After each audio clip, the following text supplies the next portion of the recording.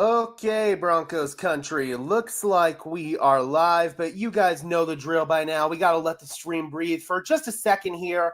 Make sure that everything is nice and stable all across the YouTube platform. What's going on, Broncos country? Welcome into this Denver Broncos Syndicate live stream of your 9-6 Denver Broncos versus the 7-8 Cincinnati Bengals. The stakes are very simple for Denver. Win this game, and you officially punch the ticket to the playoffs for the first time since the 2015 season. If you lose this game, then you will depend on a win-and-in scenario next week against the Kansas City Chiefs, most likely their backup players, given that they've already clinched the number one seed. For Cincinnati, it looked like just a few weeks ago their season was dead. They were 4-8, and then they ripped off 3 straight wins against bad football teams in the Browns, the Cowboys, and the Titans. They now sit at 7-8. If they find a way to win out these next 2 games, they've got a strong chance to punch their ticket to the playoffs. Joe Burrow has put together an MVP caliber season. The Bengals defense has been one of the worst in the NFL and has let them down in several big moments. The Bengals honestly are a much better team than their 7-8 record shows, and this is going to be a really tough test for the Broncos. The Bengals are getting hot at the right time, and the Broncos haven't been playing their best football for really the past month. They've got to find a way to get better on defense, hopefully with the return of Riley Moss today. That's going to allow them to go back to their aggressive man coverage tendencies. And offensively, the big gripe against Sean Payton recently has been his inability to consistently establish a run game for all 4 quarters. The hope is that that will change in this game. There was some inclement weather that we thought we were going to have to deal with. We still might have some rain, but it's not going to be a downpour like it was initially expected to be, which is very good news for both of these teams' passing attack. We've seen Bo Nix and Joe Burrow both struggle in their limited sample size throwing in the rain. Bo struggled in week 4 versus the New York Jets. Honestly, was terrible there in that first half. I mean, he had -7 passing yards in the first half. Once the rain let up, he finally started to throw the ball a lot better. Joe Burrow was 14 for 31 for 80-some-odd yards, the only time he's played in heavy rain. That was week 1 against Cleveland last year. So both quarterbacks have struggled throwing in the rain. Given the fact that this rain's going to be a little bit lighter, I do think that the passing game for both of these teams is going to be able to get going. But I still think whichever team controls the line of scrimmage and establishes the run game is ultimately going to come away with the win.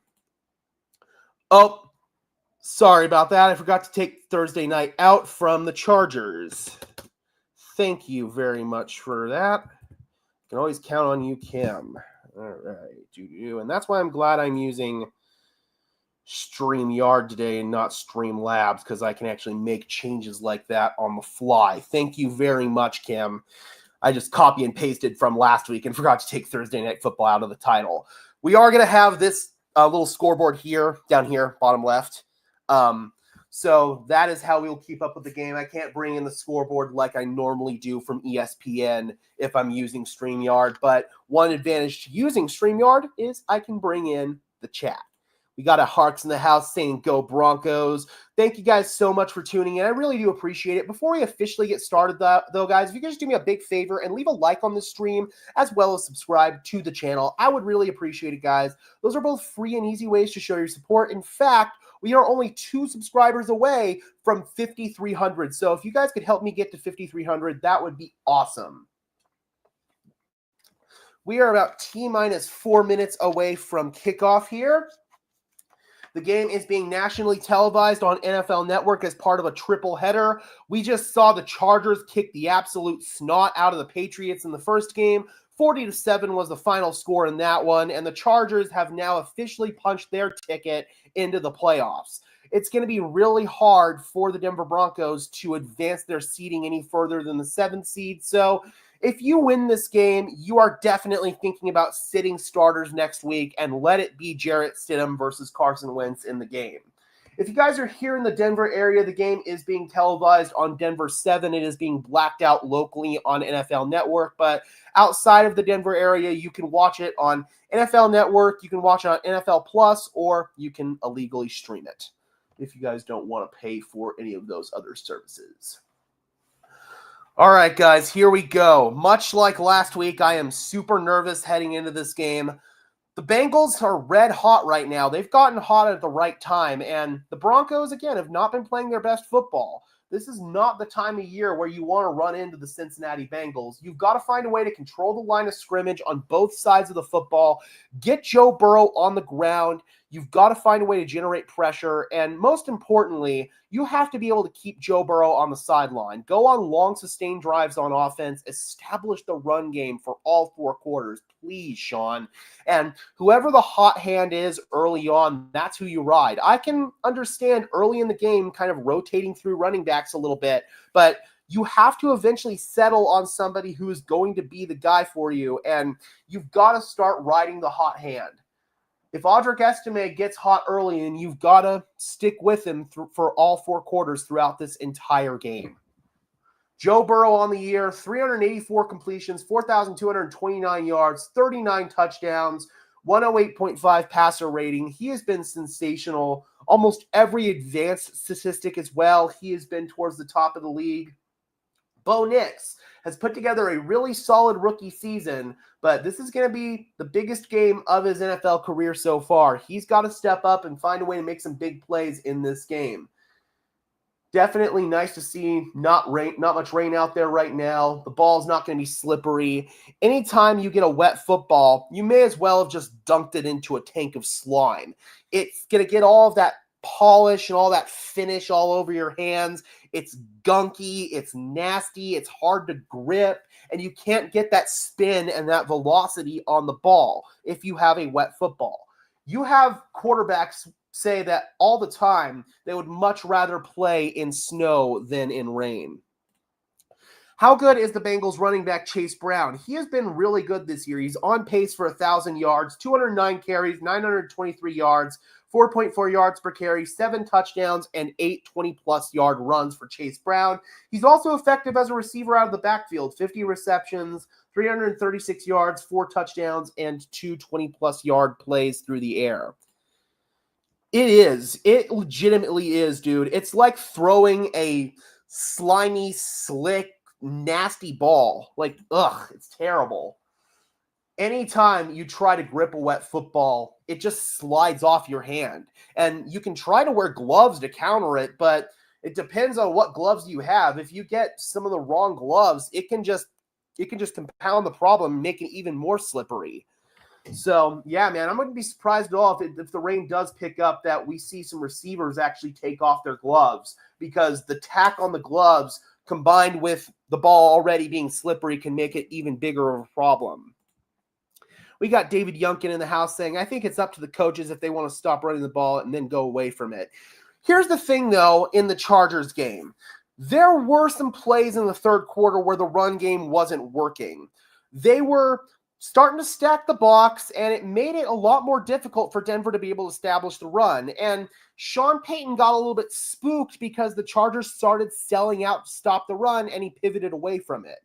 This time, I want him to weather the storm, and even if the Chargers start loading the box, stay committed to running the football. Hopefully, Riley Moss can cook with PS2 and get some turnovers. That would be awesome. Turnovers are going to be a key factor for this game.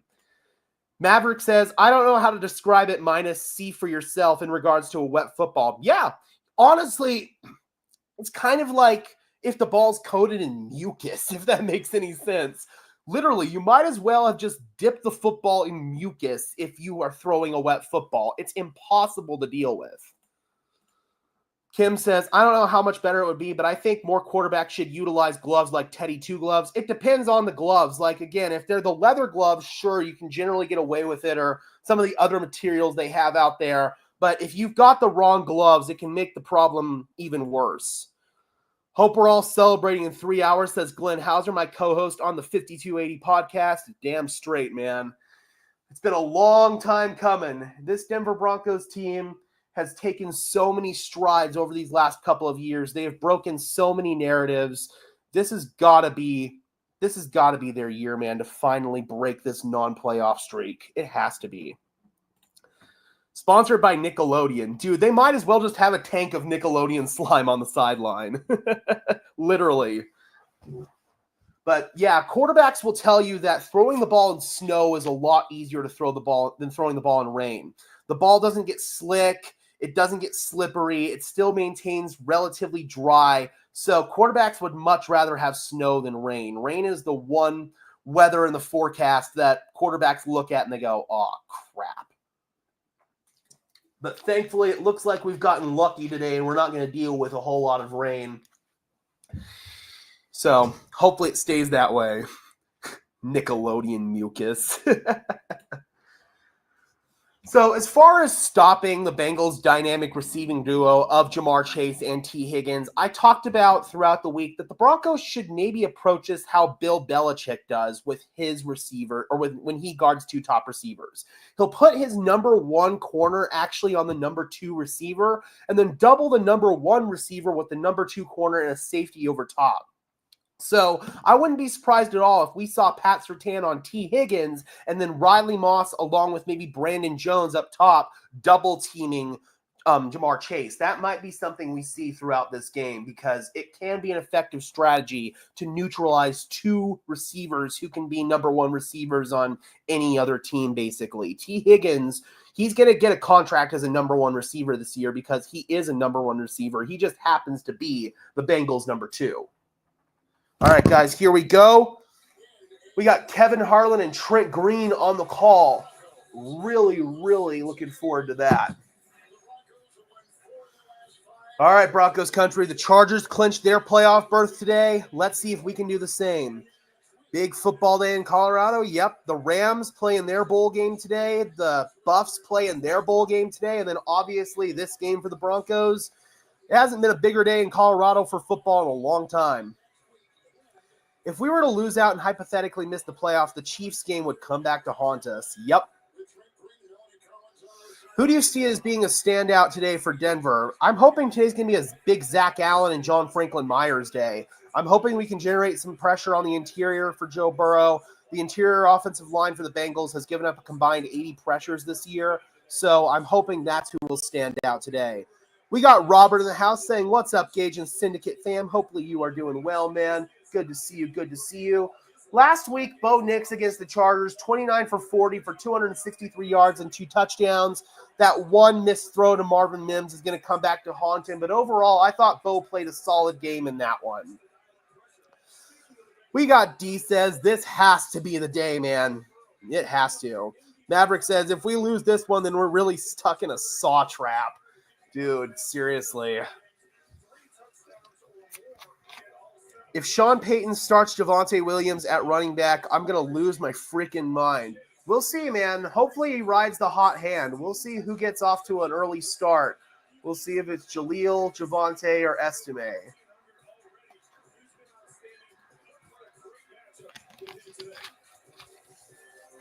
Jamar Chase is on pace to win the Triple Crown this year. So it is cloudy, but there's no rain right now. Winds 8 to 13 miles per hour. Less wind than what they had to deal with at home against the Colts a couple of weeks ago. That was a very windy game. Rain coming in the second half, I bet. Got to get on the board early. Is Watson active? No, Watson is not active for this game. All right, here we go, guys.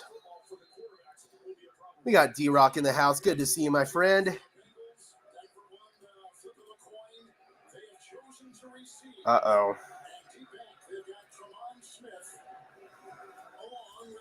Dude, yeah, I know.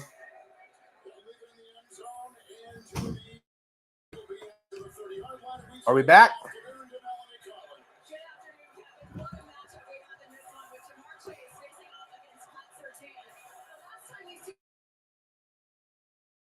Oh, come on. Uh-oh. Yeah, I know, guys. Oh, this is not good.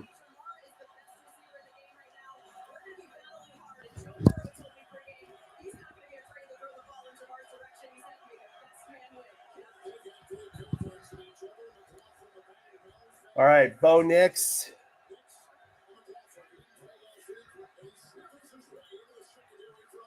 Oh, no. Audio good, no lag, though? Better now?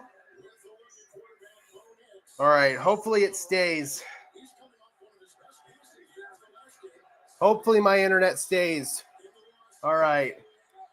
14 and a half minutes in the first quarter. Swing it out. Gets it to Marvin Mims, and Mims out of bounds. Okay, we're not chilling. Oh, this ain't good, Broncos country. This ain't good at all.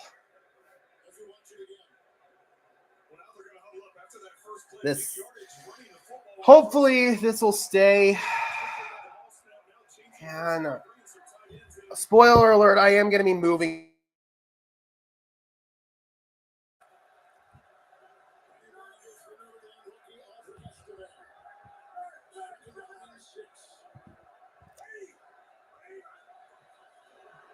Okay, there we go. Wait, are we back? We should be back now, guys. Should be back. And Estime with a big cane and a first down. Okay, we're back. We're back. So we are going to be moving soon, guys. I'm going to be leaving this apartment as soon as my lease is up. So that way we will soon here be getting better internet. Now I'm using the hotspot, Kim. Now we are using the hotspot. And it's running great now. Jaleel, swing it to him, gain of 3. Bengals field is cool. Our uniforms look better than I thought on this turf. Go McLaughlin. They do look good. I like the white pants and the blue socks. I do like that. Much better. Awesome sauce. Again, guys, I'm going to be moving out of this apartment so that way I can actually get business class internet. I paid for business class internet at my last apartment, and I had no issues with the internet. But they won't let me get a custom ISP at this one. So, yeah, it's just not worth it, especially when your main full-time job is on the internet. All right, so that brings up 3rd down and 5. Let's get into the swing of the game here, guys. Broncos are moving the ball well on this opening drive. Some swing passes out of the backfield, getting the backs involved early. It is loud there in Cincinnati.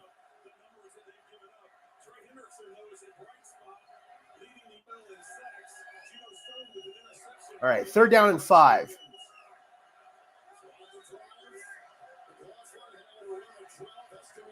Play clock ticking down inside 2.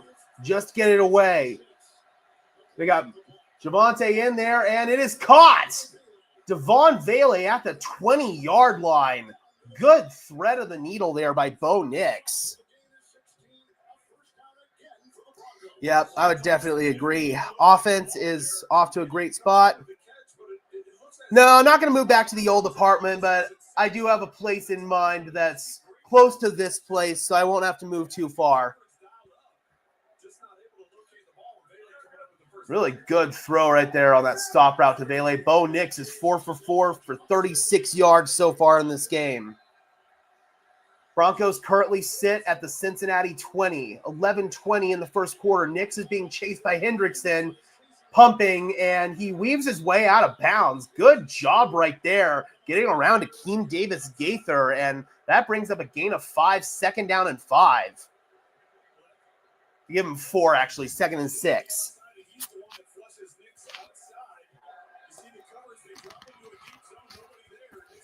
Really good stuff so far offensively.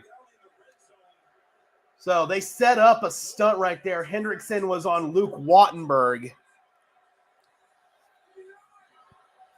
Bengals pass rush is eventually going to rattle Nix. They're going to have to find a way to neutralize it, even if that means chipping guys, especially Trey Hendrickson. And that looked like a read option. Give it to Estime. Lowers his shoulder through the contact. Gets, looks like 4 yards there. That's going to set up 3rd down and 1. All right, short yardage situation here. It's 3rd down and 2, they'll say. Would not be surprised if this is 4-down territory.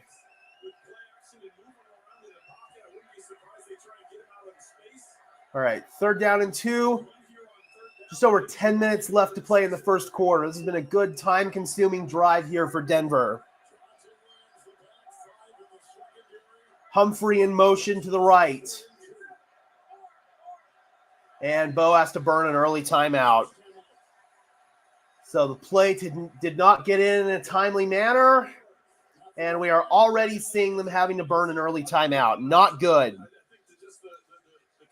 We talked about in the game preview that one of the keys to victory was going to be to get the play calls in a timely manner. And this did not happen here, evidently. And we got a bot. Go away. Yep, that's the thing that hampers us. Absolutely. Nice to see Estime get more snaps early. Hopefully they ride the hot hand with whoever gets hot early on and they stick with him. Thus far, it's looking like it might be Estime.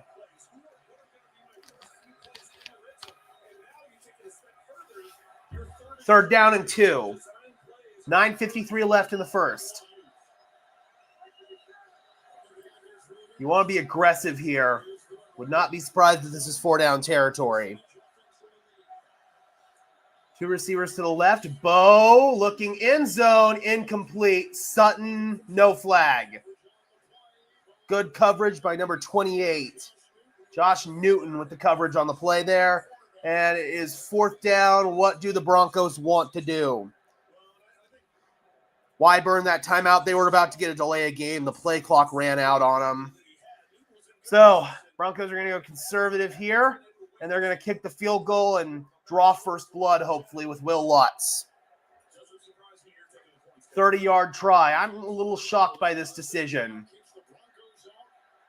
Lutz, money in the bank, and the Broncos do take the first lead. 3-0 over Cincinnati. 9:45 left to play in the first quarter. Solid opening drive overall. Got the backs involved. Bo Nix with some early easy completions. But at the end of the day, I would have rather have seen them be aggressive right there and try to get 7. You're probably not going to beat the Bengals by kicking field goals. No flag. That was good coverage, honestly. He timed it up well. He played the ball. That looked clean to me. Kim says, always take the points. It just depends on how you feel about your offense being able to sustain drives long term. If you feel like you're going to be able to sustain drives throughout the entire game, then yeah, take the points here. But I don't know, man. I would have rather them been aggressive because worst thing that could have happened is you would have pinned them back deep in their own territory. That's just me. I'm a little bit more aggressive in these situations, but I can also respect them taking the points. Hey, if the score doesn't change from here on out, the Denver Broncos win the game. BK says, you take the early points at the first drive. I get it. You're going up against the best offense in the league. You have to try for 6. That's my mindset personally. Again, I understand taking the points, but my mindset is if you're going up against a high-flying offense, you be aggressive. T. Higgins is going to go off today. We'll see how they want to play it. If they put Pat Surtain on Higgins and then double Jamar Chase with either Brandon Jones or maybe PJ Locke and then Riley Moss, I think that we might see both of them get neutralized. I'm more worried about guys like Andre Yosivas and Mike Gesicki, Chase Brown out of the backfield. Those could be some unfavorable matchups, but we'll see what happens, man. We're going to find out really quickly how the Broncos want to approach this defensively. I would always take the points, so it's not a big deal, but I'm annoyed. It's fair. Yeah, I'm definitely worried about Chase Brown, especially if they get one-on-one matchups with him against Cody Barton or Justin Sternad. That could be trouble. Let me mention the Bengals get the ball in the second half. Yep. So that's a little bit why I'm more into being aggressive right there. We'll see if this comes back to haunt the Broncos or not. Burrow's not worried about throwing towards PS2. If you don't get worried about throwing towards PS2, then you're going to die. Pat Surtain will make you pay for that.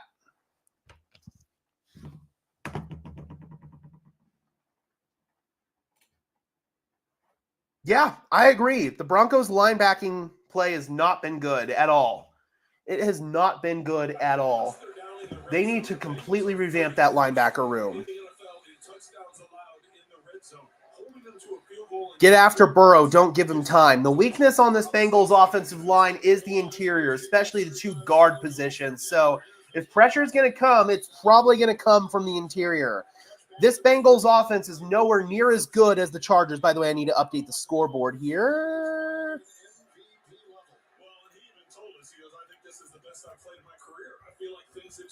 And there we go.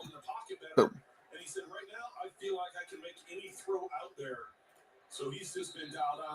And let's go ahead and get rid of that bot.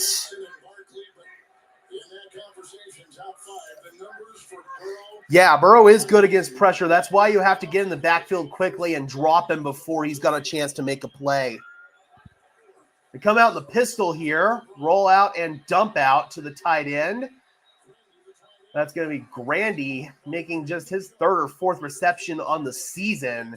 Gain of 8, working on Brandon Jones. Second down, and they're going to call it a gain of 7, 2nd and 3.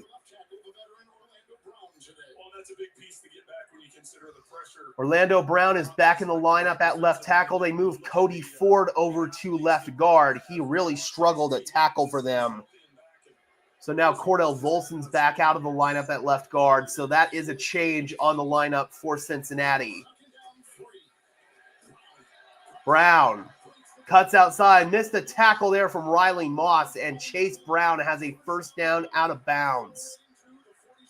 Down to the 47-yard line.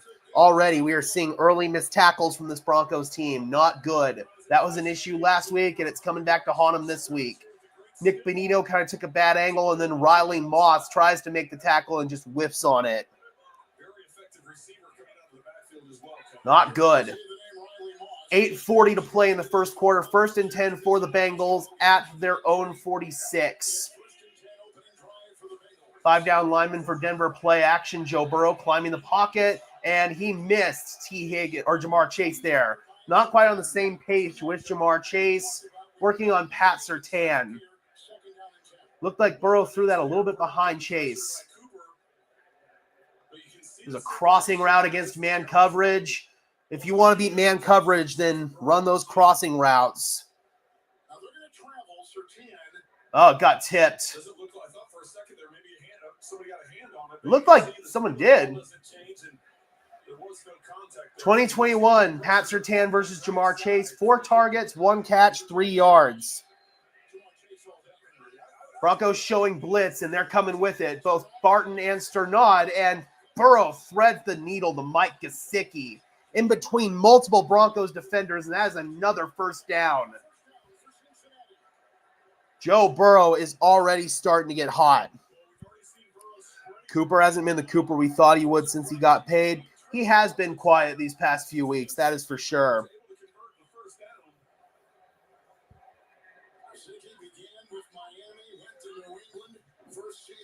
First and 10 from the Denver 42.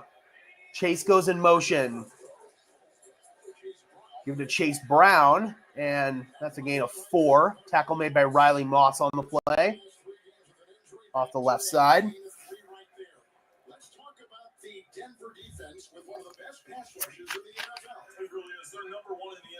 Broncos have got to find a way to generate some pressure, but Bengals are starting to establish the ground game here with Chase Brown.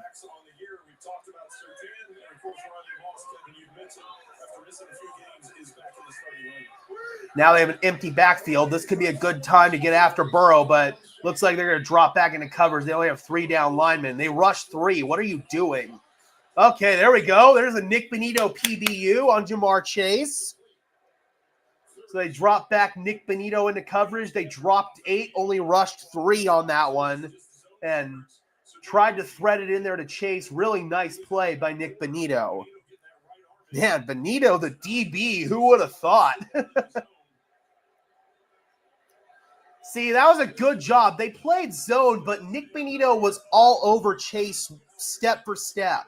It wasn't soft, squishy zone coverage. 3rd down and 7 from the Denver 39. And here comes John Franklin Myers, and throws complete on the run to Jamar Chase. First down, Cincinnati. What's a PBU? A pass breakup. A pass breakup.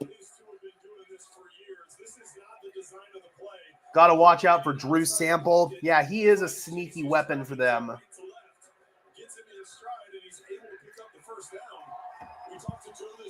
So we've got Surtain on Chase, and right there on the crosser, Chase was able to get the best of him. First down and 10 from the Denver 32. Bengals are moving the ball really well. They pitch it to Chase Brown, gain of 2.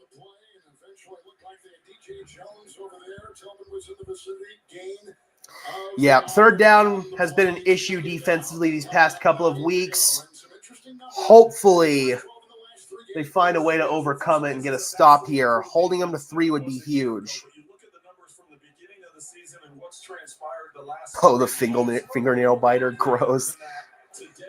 It's those nerves, man. Second out and 9 from the Denver 30. Chase in motion to the right in a bunch formation. Over the middle, complete. Mike Gesicki, gain of 6, third down and 3.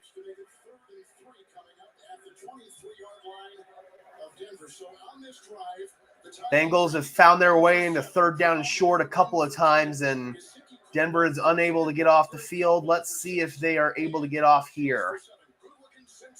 5 minutes, 22 seconds and counting in the first quarter.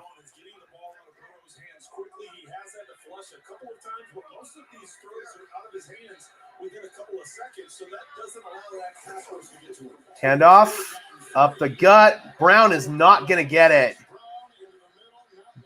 Needed 3, got 1.5. That'll bring up fourth down and a decision coming here for Zach Taylor and the Bengals. You have to imagine they will go for it here. And they sure are. It's fourth down and about 1.5 yards. Let's see what VJ dials up here. Can the Broncos get a stop? This is a huge gamble here by Zach Taylor. And the timeout taken by Cincinnati.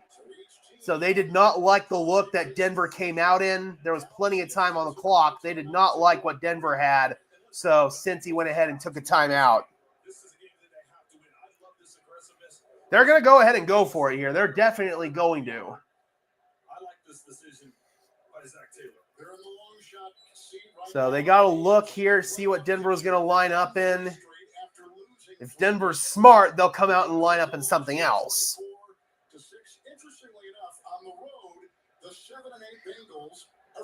Possible factor in this decision as well is they don't trust their kicker, Cade York. York, their backup kicker after Evan McPherson went on IR. And they gave it a more generous spot. Now it's fourth and yet less than a yard.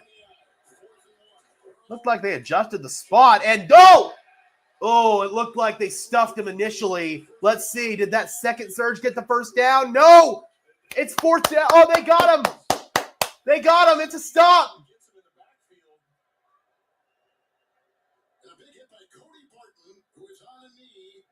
Come on. Come on. What are they going to say? He did not get that.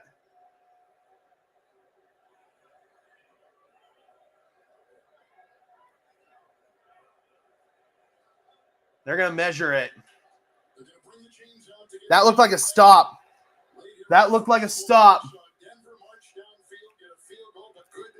I'm going to have to step away briefly at commercial break, guys. I am still dealing with this cold. I'm going to have to go blow my nose. Oh, yeah, that's Denver ball. That's Denver ball. Let's go. That was a pretty clear stop right there. There was no way they should have even measured it. Let's go. Denver ball. Nick Bonito with the fourth down stop. I will be right back, guys. I'm going to go blow my nose. Let's go.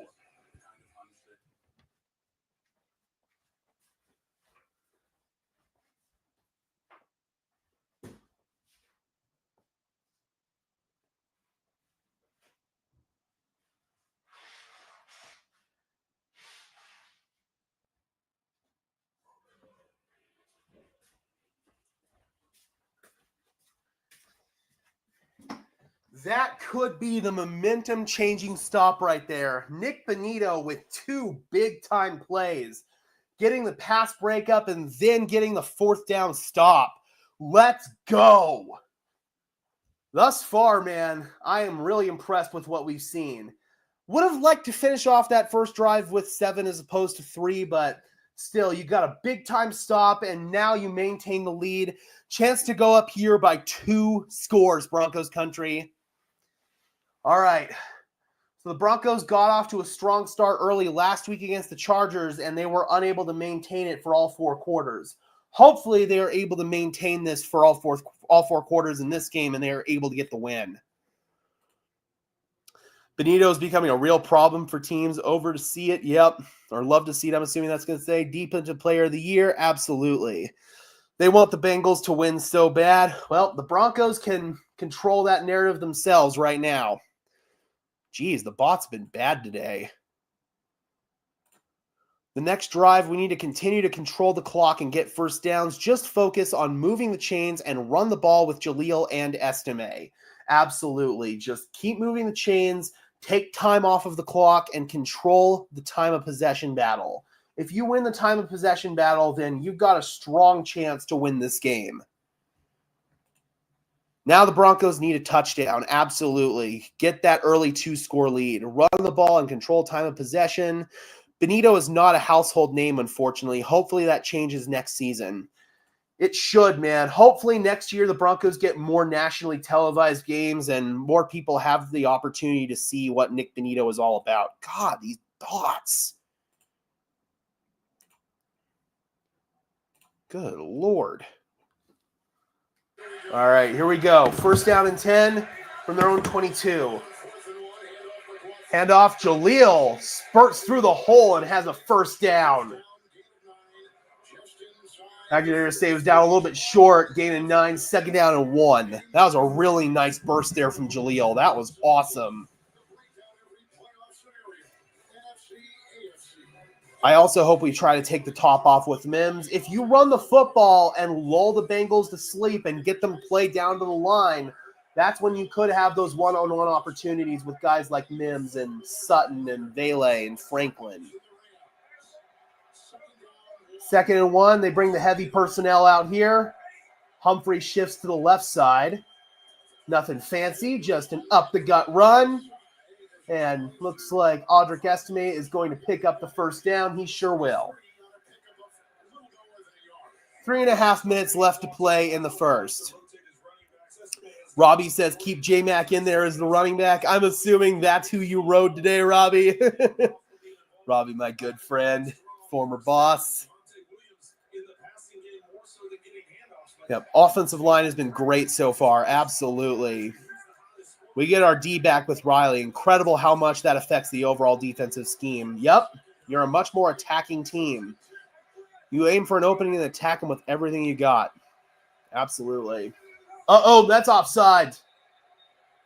Awkward start to the play, and they're going to call it on Denver. False start.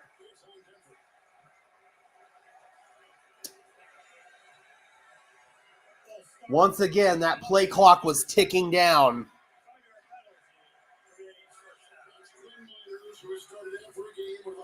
Watson is not active today, BK.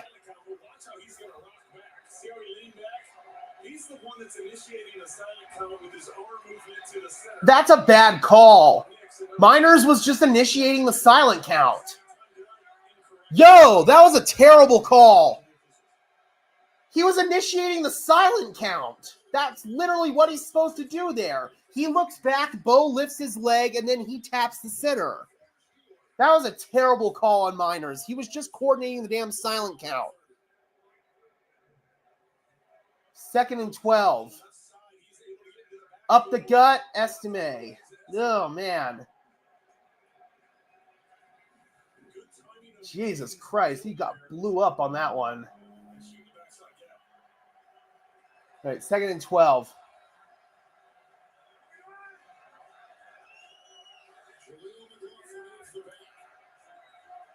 Two minutes to play here in the first. Play clock ticking down again. Got to be careful. Dump it. Jaleel tries to shake and bake. Lowers his shoulder down to the 45. That's going to bring up third down. Third down and 8. Things are starting to stall out here for Denver.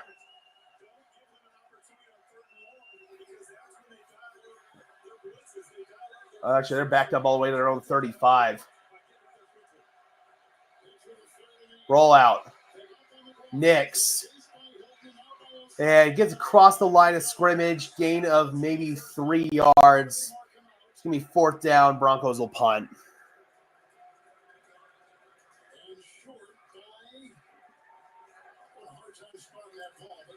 And they haven't spotted the ball yet. It looked like he was about 5 yards short. Mike Hilton came on the blitz, and he was giving chase on that one. Joseph Osai catches him. He stepped out of bounds. He's definitely short. 4th down and 3, and Denver's going to punt it. Riley Dixon. Fielded, and Isaiah Williams is able to corkscrew his way. Actually, it looks like he went forward and lost some yardage. They'll spot him down to the 27. All right.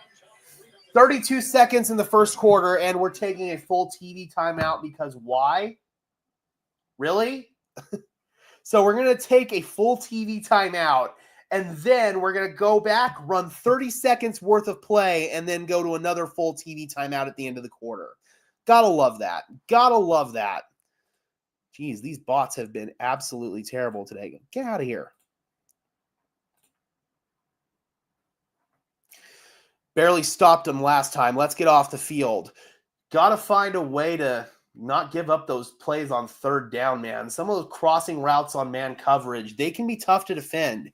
Even Pat Surtain. So the Bengals clearly have a formula that they want to follow here. The Broncos got lucky with that stop, and then they couldn't take advantage of it.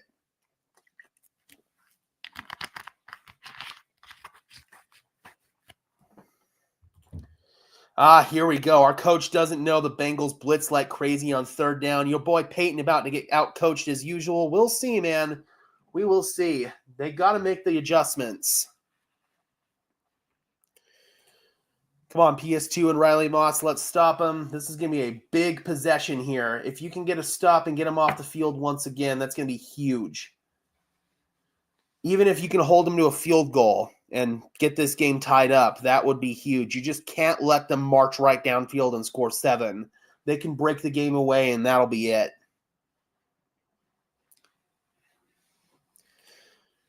And just like Kim says, you got to capitalize when you get stops. They didn't capitalize this last time. They've got to find a way to capitalize when they get stops. Or even find a way to get defensive scores. That would be even better.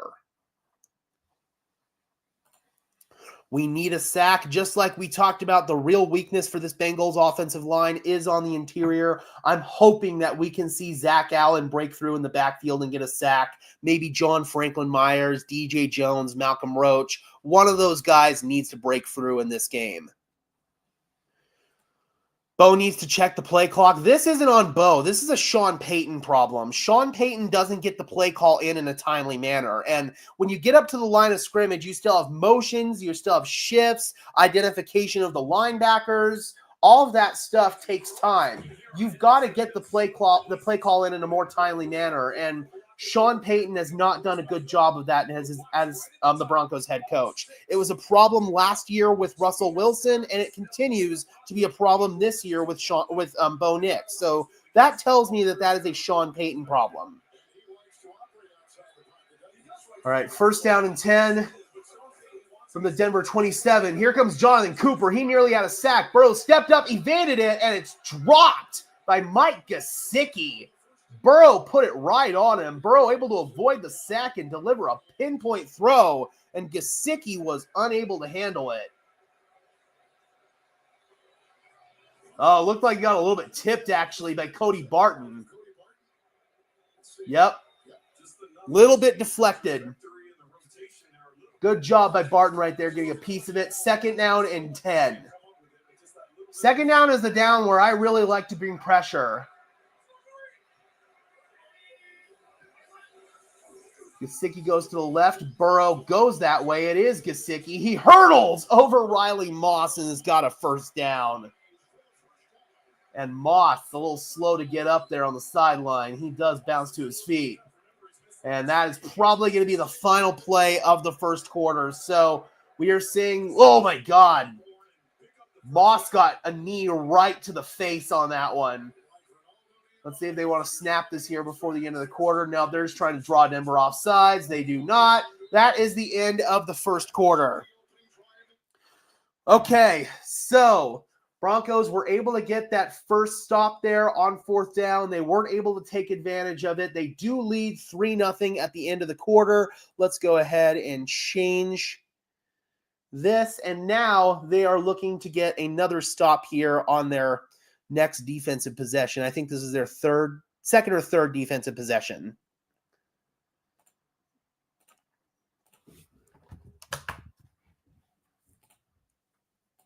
There we go.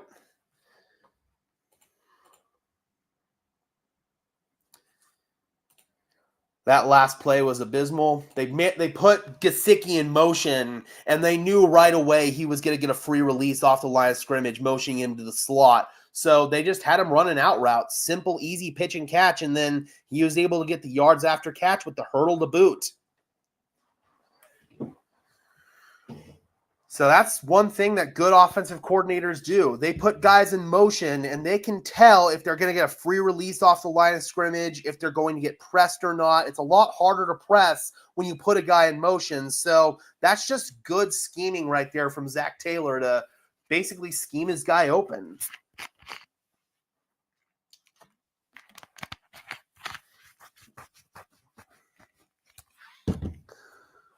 We've seen the Broncos get close to taking down Joe Burrow. That last one there with Jonathan Cooper, he came hella close, but Burrow is really hard to sack. He dips away from sacks. He lumbers his way out of them. So it's definitely going to be a challenge here, much like it was last week against Justin Herbert. The Broncos really struggled to get Justin Herbert on the ground, and Herbert was able to make some big plays with his legs despite playing with a high ankle sprain.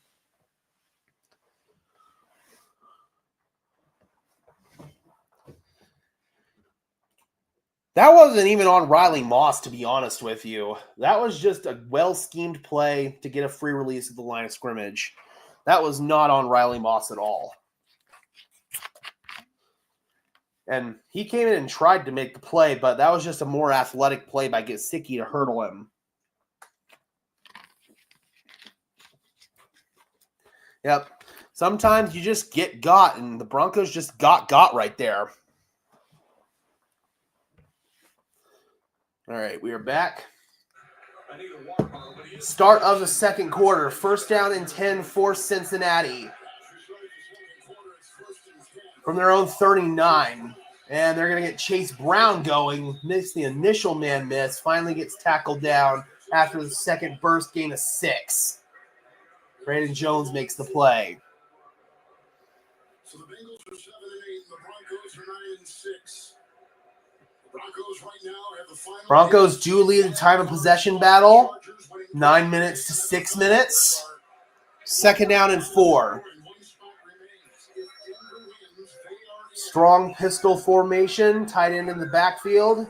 Drew Sample goes in motion, and they hand it off. Chase Brown tries to get the first down, but that second surge, he's going to be a yard short. Riley Moss in on the tackle. Third down and 1.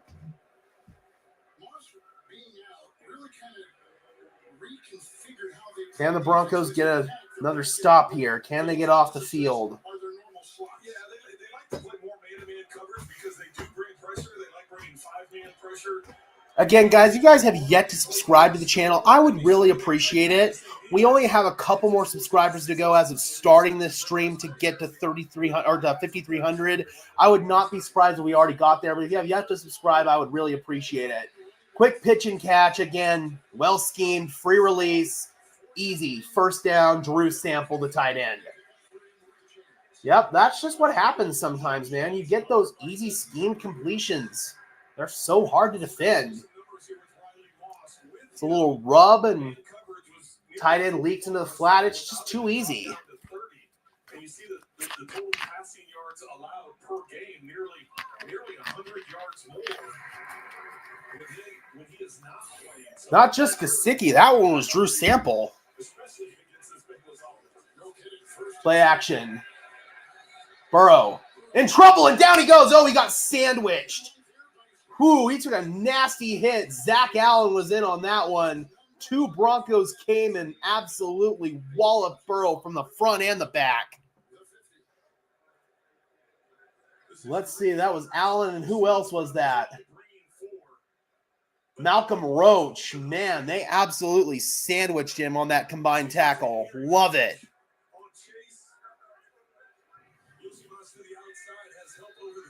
Second down and 11.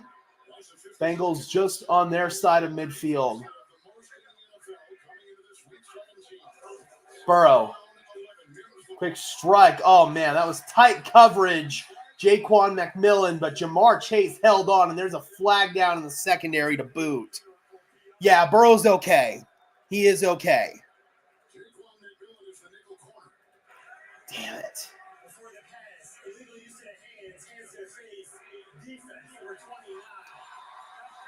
So McMillan gets called for the penalty. And Chase still held on through all that contact. Yep, that's a good call. Yeah, that is an excellent catch by Chase. Even with the illegal contact from McMillan.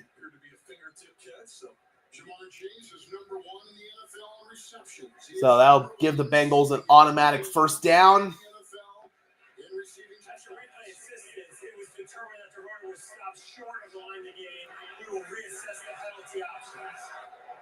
Okay.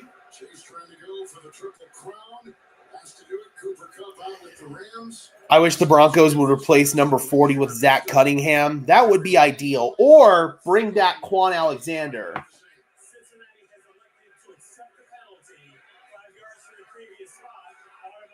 Okay. So that'll give Cincy better field position. Oh, man, you just can't shoot yourself in the foot like that.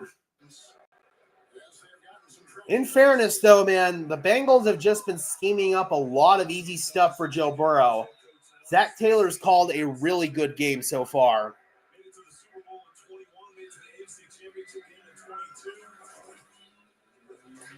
Blown up in the backfield, Chase Brown, but bounces off the initial contact for a gain of 1.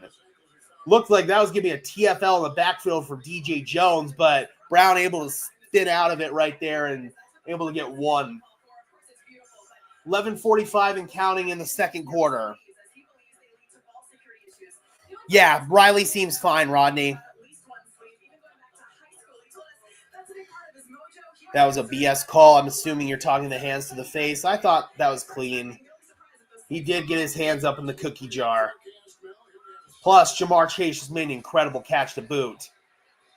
Underneath, Gesicki. Nice tackle. Riley Moss limits him to only a gain of 1 or 2, and that's going to bring up a third down.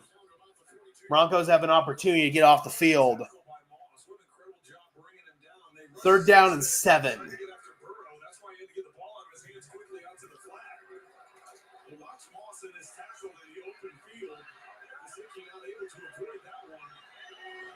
All right, here we go. Big stop.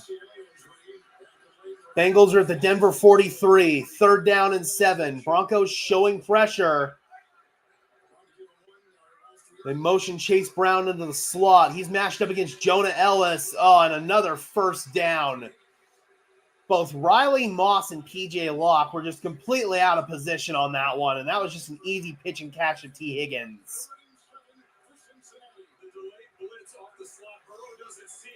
It's a comeback route. Riley Moss got on that one.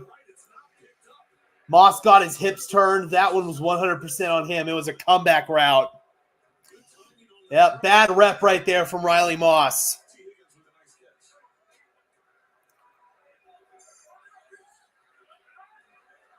First down and 10. From the Denver 28, swing pass. Caught. Brown. Tackled at the line of scrimmage. Jonathan Cooper and Cody Barton. No gain. Yeah, seriously, Robbie. He definitely has one of the quickest releases I've ever seen. It's deadly.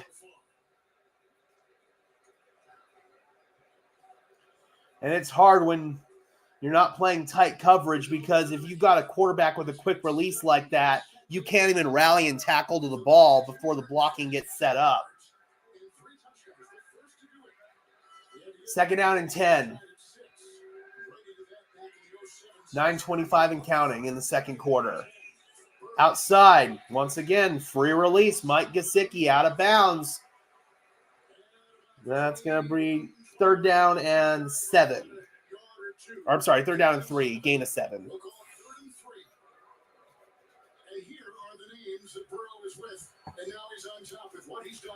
Most consecutive games with 250 pass yards and 3 touchdowns since 1970. Burrow this year was 7. Leads the league with Tom Brady, Steve Young, Peyton Manning, and I couldn't tell that was Farmer Rogers. I wasn't looking at the end. It was a Packers quarterback. I saw that. 3rd down and 3. Catch. Zone coverage. Didn't squeeze it. Easy pitch and catch. Chase Brown, another 1st down. So you played spot drop zone coverage on that one. We talked about in the pregame how much I hate spot drop zone, and that's why you didn't squeeze it. And that's just an easy pitch and catch for a 1st down. You're giving them cheap, free, easy stuff.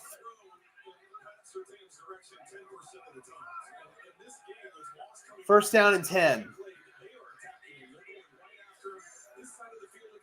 2 receivers set to the left side. Brown in the backfield. Give it to Brown. And he gets 3 yards. Stood up by P.J. Locke.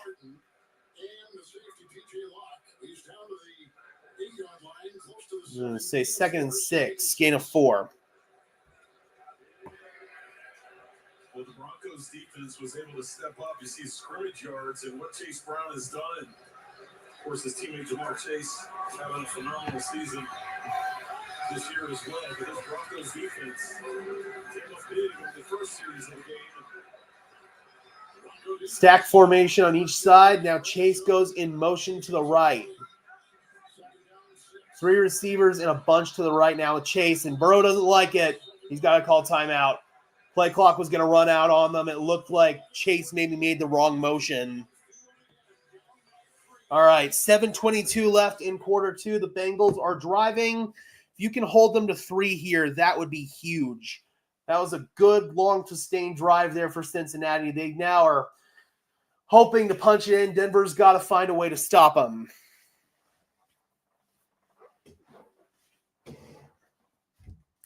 All right, here we go.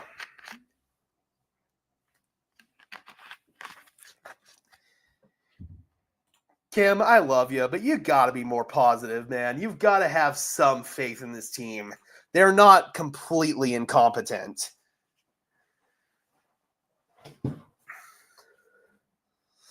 Got to watch Gesicki. Absolutely. Absolutely.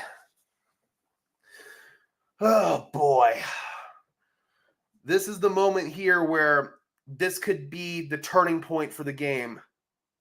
If you hold them to 3, you've still got an opportunity. But if they get 7, then the Broncos are going to have to start playing catch up. And that is certainly not what you want. I can't be positive with this defense giving up with what this defense gives up almost every play. Fair enough, but I mean, at the end of the day, you have to at least trust that they'll get a stop in a key situation. But like you said as well, they haven't been able to capitalize on those stops either. So I get it. It's tough. It's just being pessimistic on every single play is only going to be detrimental to your own mental health in the long run. It's not going to actually make them play better. I found that out the hard way.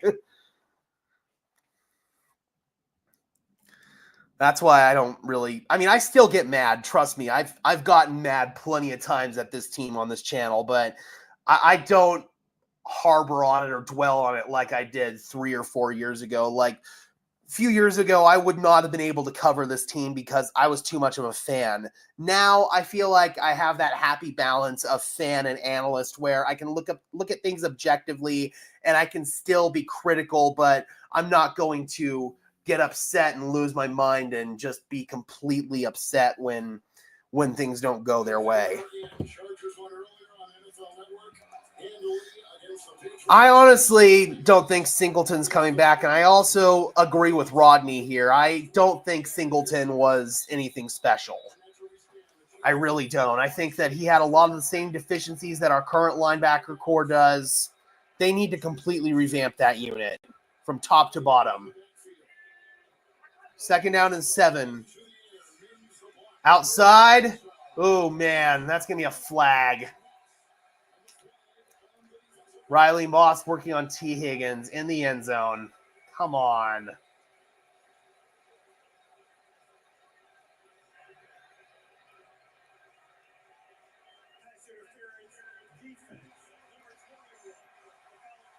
I don't know about that one. I don't like that. Oh, he grabbed his arm, but he didn't hook and turn him, though. That's soft. I don't like that call. I do not like that call at all.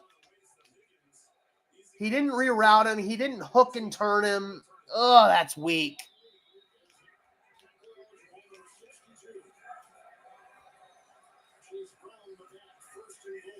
God, that was so subtle. I saw the arm. It was just so subtle, though.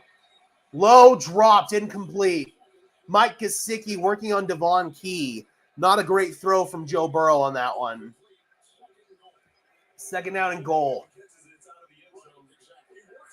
Yeah, not a great throw by Burrow. He led him too far and let him out of the end zone. There was no way Gesicki, even if he caught it, was going to be able to contort in. That was not a good throw. 2nd down and goal. This has been an 8-minute drive so far for Cincinnati. Too many penalties, man. 2nd and goal. Blown up in the backfield. DJ Jones with the initial penetration. Looked like Devon Key came in there and wrapped him up.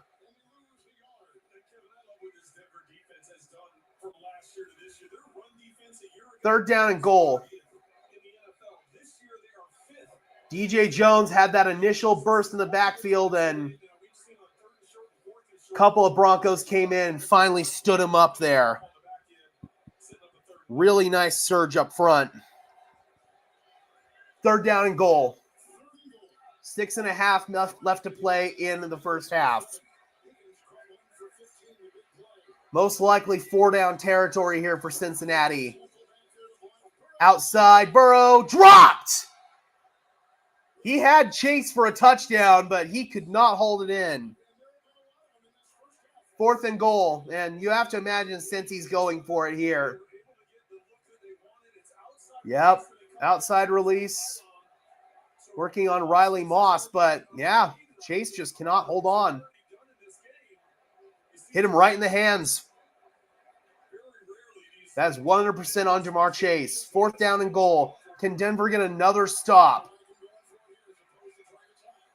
This is absolutely the right decision here for the Bengals. Burrow keeping the play alive. Dancing.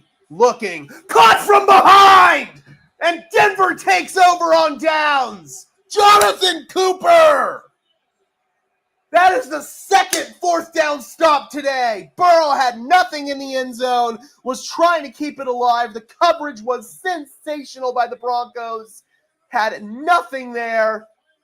And Jonathan Cooper, with the excellent effort, chases Burrow from behind and whacks him down. Let's go, man. 2 4th down stops. That was after an 8-minute drive. The Broncos got to stop. Let's freaking go! That was awesome. That was awesome. Gotta love those coverage sacks indeed, man. Gotta love those coverage sacks indeed. Bengals blackjack bust again. That's funny. I've actually been playing a little bit of blackjack recently. And I have had very similar luck. Love your energy as always. Thanks, man. Appreciate it. I'm going to bring in your initial comment here, Rodney, just so I don't put the swear word up, but we all know what you meant to say there. Bend, don't break. Absolutely. Absolutely.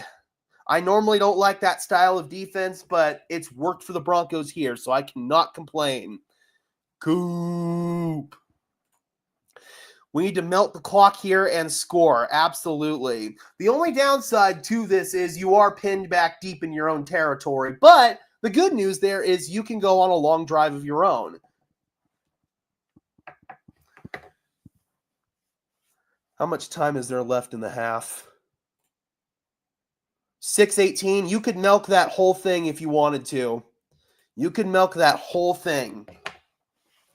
So, honestly, this could be a good thing here for Denver. They can control the pace of the rest of the half. And they can go up by 2 scores heading into halftime. That would be huge.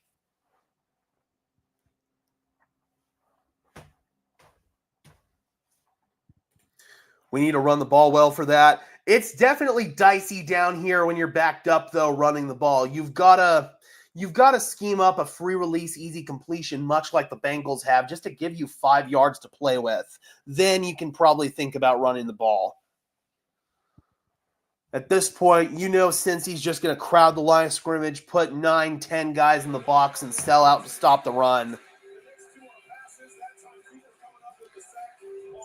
We need a long drive because our defense was out there forever. This, and this. You need to at least get a couple of first downs just to allow your defense to catch your breath. Audric Estime looked like he was getting tackled in the backfield, able to spin out of the tackle from Osai and turn it into a gain of 2. 2nd down and 8. Just let that clock tick down and let your defense get a breather here. Oh, yeah, they're gassed. You can tell Riley Moss is like huffing and puffing there on the sideline.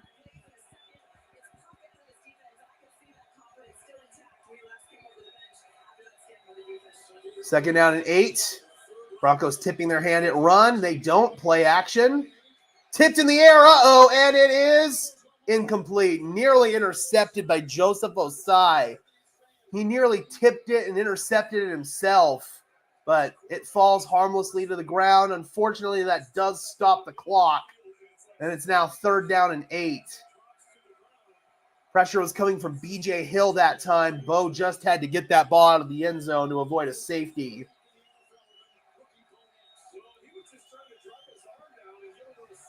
Third down, and the Bengals crowd is getting loud. Very fortunate, yes. 3rd down and 8. Nix rushed again, gets it on the screen to Nate Atkins, stumbles forward, but he's not going to get the line to gain, and the Broncos will have to punt it. So Denver unable to take advantage there after that stop, and they're going to have to punt it away to Cincinnati. And Cincy figures to probably get pretty good field position here. Yeah, batted ball on 2nd down, man. That's tough. That is tough stuff. Why didn't we run it on 2nd down? Because you only got 2 yards there on 1st down. Bengals were selling out to stop the run. It basically would have netted you the same result here. You ended up in a 4th down and 1, and you punted it away. So, honestly, it was pretty much going to net wash anyway.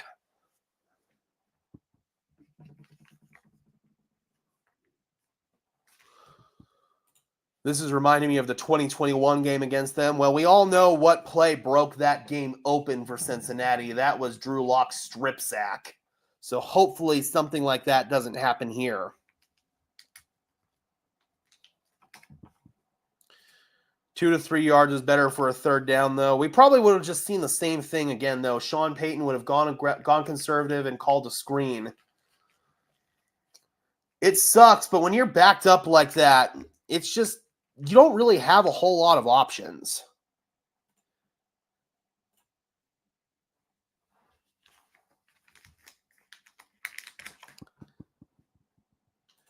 But you also have to think about what would have happened if the pass hadn't gotten batted, or if the play that had been schemed up had been there. If that had been a completion for 10 plus yards on a 1st down, then we wouldn't be having this conversation right now. Sometimes the thought process can be sound and the execution isn't. It's kind of 6 of one, half dozen the other. That's why we don't get paid millions of dollars like these guys do to call plays. I think I could do a good job, but anytime I go and play Madden, I get proven otherwise. And I would imagine a lot of these people saying that they could do a better job on Twitter, it would be the exact same thing. And Madden isn't even real football. Imagine getting put in there and trying to call a game of real football. I don't even think I'd be able to score a point. I'm not even kidding.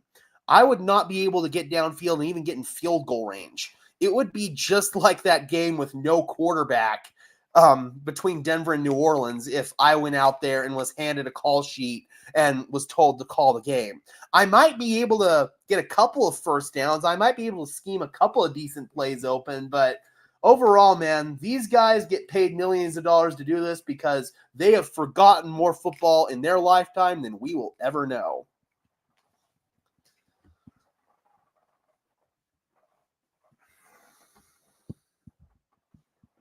All right, here we go. Now your defense, they are gassed.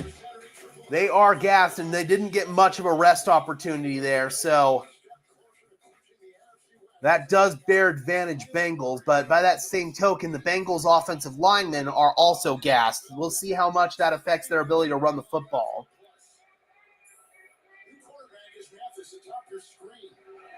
So Damari Mathis is in. Uh-oh, Riley Moss, something's up with him. Damari Mathis in the game, that's not great. I'm actually more confident in Mathis than I would have been last year, but still, with Moss not in there, let's see if we got any information on that. I'm going to hit Twitter real quick and look.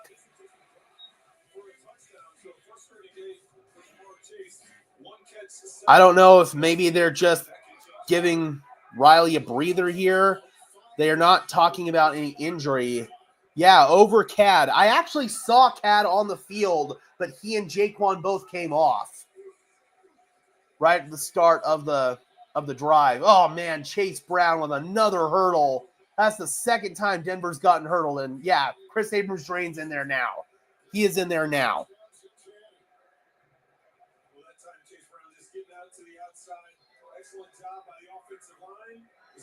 Yep. Lead block by number 34, and Brown with an easy first down and hurdles over Brandon Jones. Yeah, maybe they're just giving Moss a breather.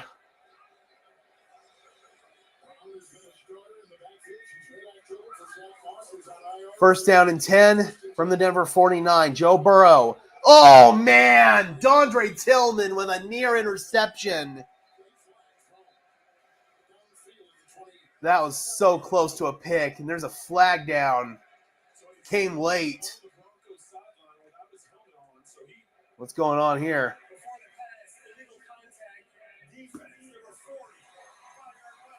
Justin Sternad.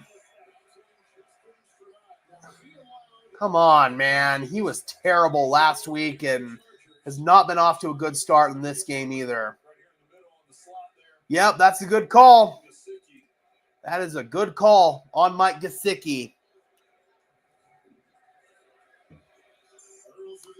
3.5 minutes left to go in the second quarter, and the Broncos keep handing the Bengals free first downs.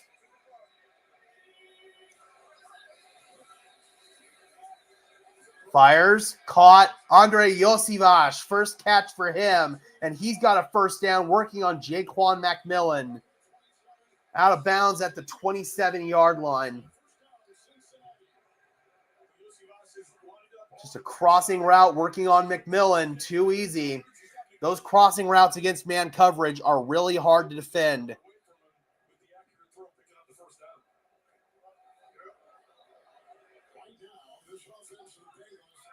First down and 10.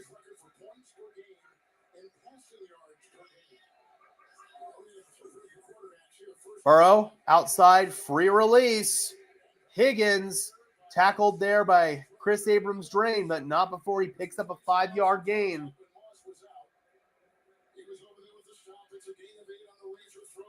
Oh, geez, gain of 8.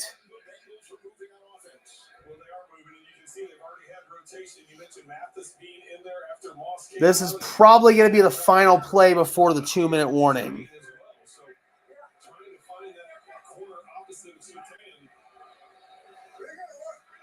All right, now they're pressing up. Second down and 2. They're showing pressure, and they're coming. Burrow floats it. Back shoulder. Jamar Chase turns around, working on PS2. Man coverage there, but that time Chase just had a perfect stop on his route. Back shoulder, excellent timing. Not much you can do to defend that. That's not even a bad rep from Pat Surtain. There's just not much you can do to defend that. When a quarterback and a receiver are on the same page, it is almost impossible to defend a perfect throw like that.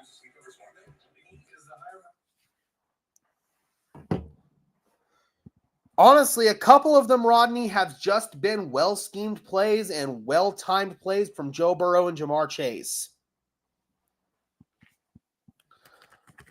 That was perfect. That was absolutely perfect right there from both of them on that particular play. And a couple of the crossers against man coverage, that's going to happen sometimes. When you play man coverage, it is hard to defend crossing routes. When you get somebody and you have to trail them, it's hard.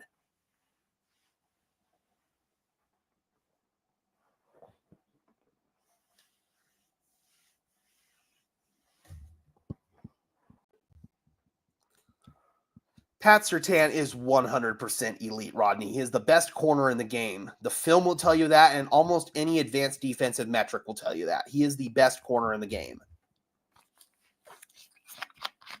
Just because he gets beat occasionally like every other corner does, doesn't mean he's not the best corner in the game.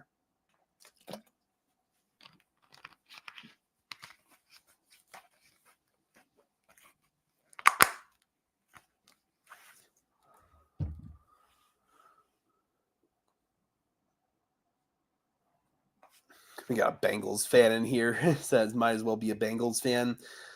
Dude, currently our team's leading, so... And defensively, we're outplaying your offense. I wouldn't be sitting here talking a lot of crap right now. You will notice one thing about me. I don't talk crap. Especially when I know I can't back it up.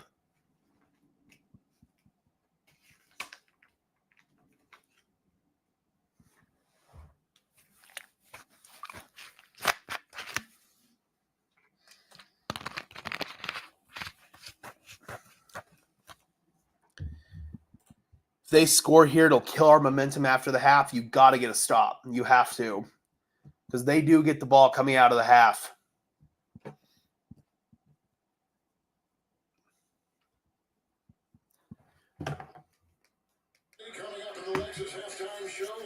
All right, here we go. And you know Sean Payton's going to use timeouts here and try to get the ball back. He's only got 2 of them left. It's first down and goal from the 6. Since he's in the pistol. They've run 22 plays in Denver territory. Denver's only run 7 plays in Cincy territory. Now that's second and goal. Near the 2, DJ Jones makes the tackle. And Sean does indeed use the timeout. 30-second timeout.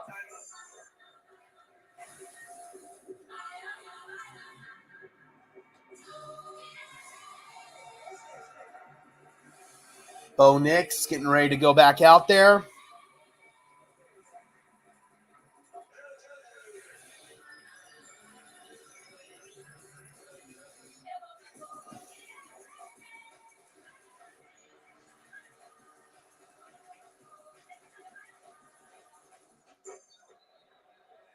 All right, here we go. Just a reminder, guys, we will be taking a brief intermission at halftime. So if you guys have to use the restroom, do whatever you need to do. Refresh your beverage, take a bong rip. I will be doing all the above. Caught. Easy pitch and catch for the touchdown. Slant. T. Higgins working on Jaquan McMillan. And Cincinnati takes the lead. So just like that, Denver's done a good job keeping this a close contest here, and this could be where Cincinnati breaks it away.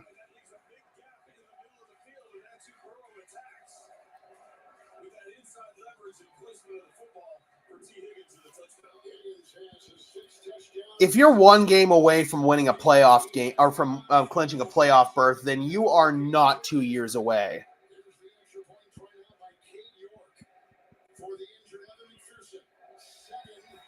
Extra point up, good. 7-3, Cincinnati Bengals lead. All right, here we go. You're going to have an opportunity here to go downfield and get some points heading into halftime. Cincinnati does get the ball to start second half. And we go to a full-blown commercial break before halftime. Gotta love that. I want to see Nick's attack this week's secondary for sure. For sure. You've got to go on a drive here. You've got to put some points on the board before halftime.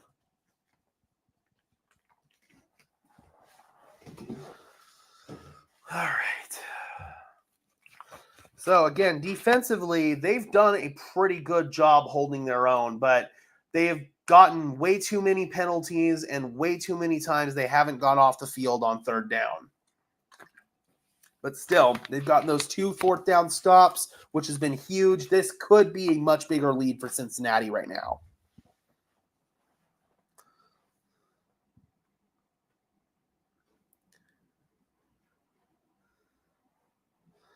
I would not go as far to say this is a good Bengals defense, though. I wouldn't.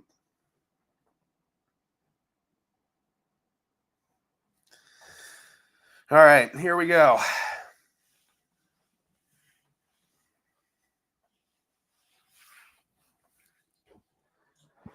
You get 2 fourth down stops and do nothing with it. The second one, I will give them a little bit of a pass because of how far they were backed up. But the first one was inexcusable. Absolutely inexcusable. You've got to find a way to capitalize on those opportunities. And you just haven't done it.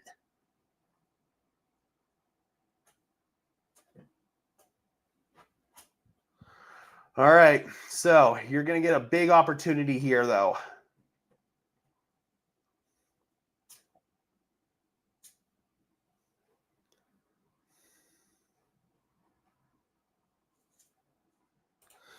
Would you say Sean Payton was conservative last week against the Chargers? Because I argue that he got completely crapped on for not being conservative enough. So people can't have it both ways, and that's the thing that really frustrates me about people on Twitter, man.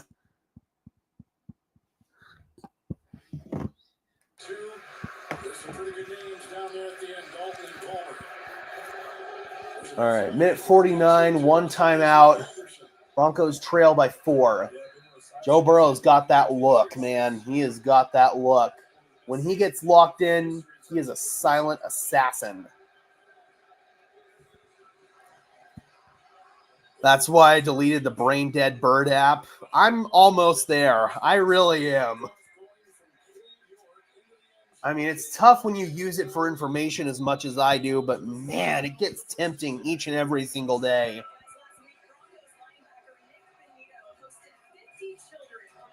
Oh, that's really cool. Nick Benito buying toys for the kids in the community. All right, 2-minute drill. Got to have a sense of urgency. Got to set up the initial chunk play first. Fires over the middle, caught. Sutton keeping those legs churning, trying to grind out some extra yards. They're going to say he gets 7 yards. Clock continues to move. Broncos get lined up quickly. Lucas Kroll, Devon Vele, Troy Franklin, and Cortland Sutton are in. Williams is the back. Nix, he can run for it, and he will get out of bounds. Stopping the clock, 1:21 left to play in the half. Bo's going to huddle him up. These are those situational football moments where the Bengals have kind of crapped the bed. So let's see if they can get another chunk play here.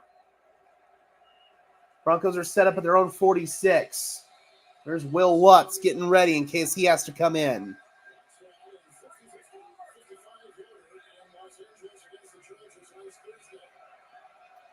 Play clock ticking. Just got it away with 1 second. It's a screen to Franklin, and that was read beautifully.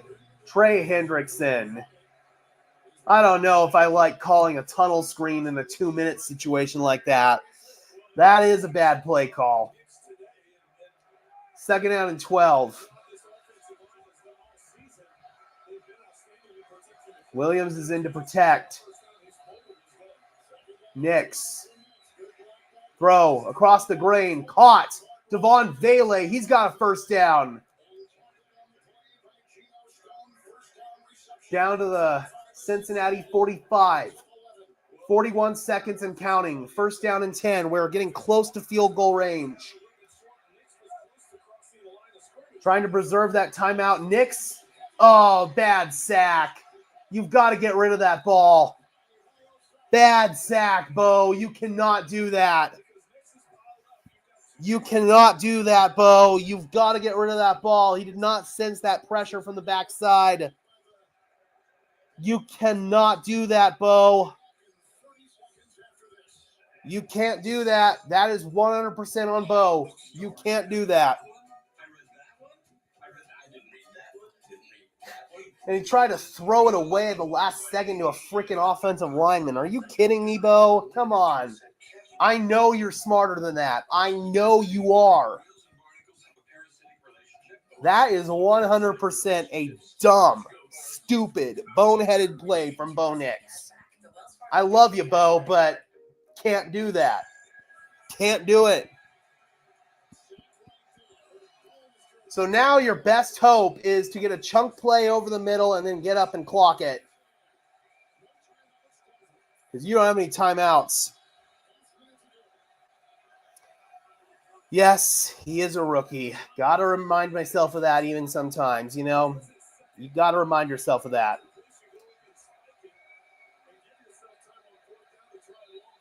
All right, 2nd down and 17. You're now playing for the field goal.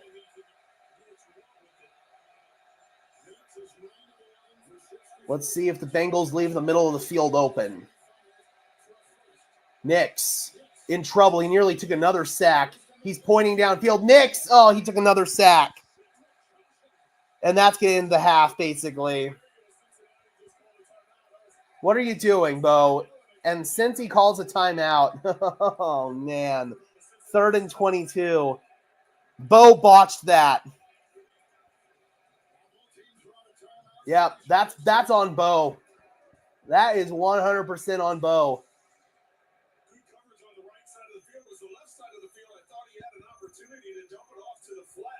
Let's see. The coverage downfield was good. Yep, he could have gone underneath right there to the back. Could have gone underneath to Javonte.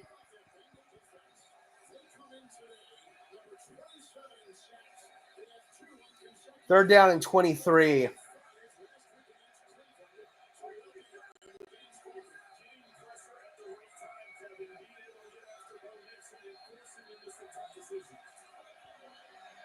Nix underneath. Franklin. And they can't stop the clock in Cincinnati, so that's getting into the half. Denver botched that. That was just bad from Bo.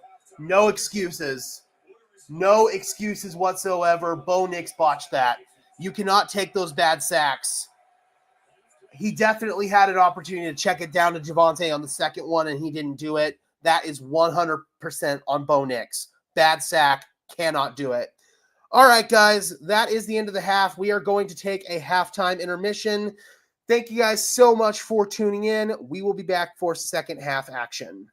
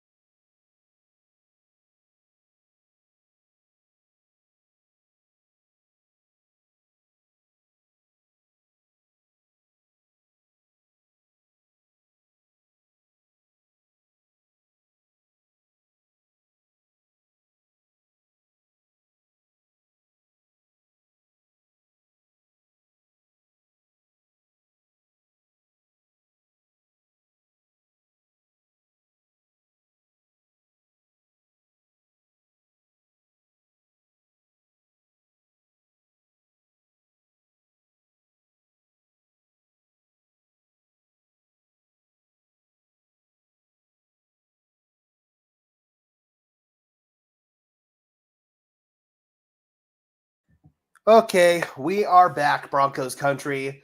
Not the best first half offensively for the Denver Broncos. The Broncos did go downfield. They scored 3 points on their opening drive, but after that, it has been really rough. Bo Nix has not played well. I will be the first one to admit that. He's played scared. He's played skittish. He's put the ball in harm's way a little bit, and he's taken a couple of bad sacks. I just cannot defend that. Bo Nix has been the main reason why the Broncos are losing this game right now. Defensively, although you have given up some third downs, you have had a couple of negative plays here or there. Overall, you got 2 big fourth down stops. You finally broke the dam on your third possession, but defensively, if you get 2 fourth down stops and you don't do anything with it offensively, then I don't know what to tell you. So at the end of the day, this is a Bo Nix loss for me so far. The Broncos still have a half of football to right the ship. They currently trail 7-3, but at the end of the day, man, the Broncos have got to find a way to play better ball on the offensive side of the ball, especially at the quarterback position. Let's go ahead and bring in this here, the new scoreboard for the third quarter. There we go. So that is where we are right now, Broncos country. We are getting ready to come out of halftime right now. And the Cincinnati Bengals, they have first possession of the ball coming out of halftime. If they march downfield and score a touchdown, then this game is all but over.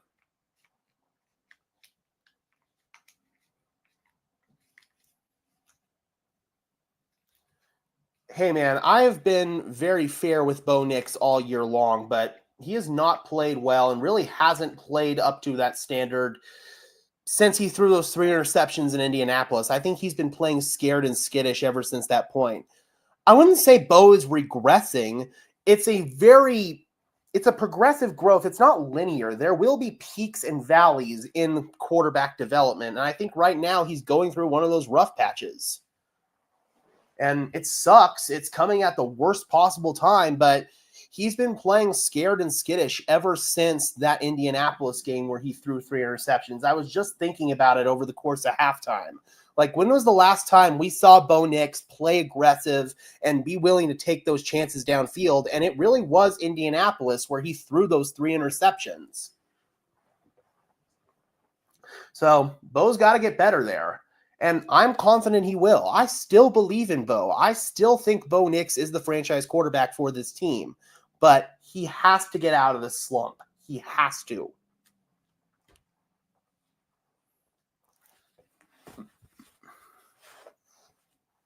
They won't put in Stidham. Bo Nix has been the starter all year long. They will not put in Jarrett Stidham. And if they do, it would be stupid. But again, they're not going to do that. All right, here comes Joe Burrow and the Bengals offense. Here's Sean. Well,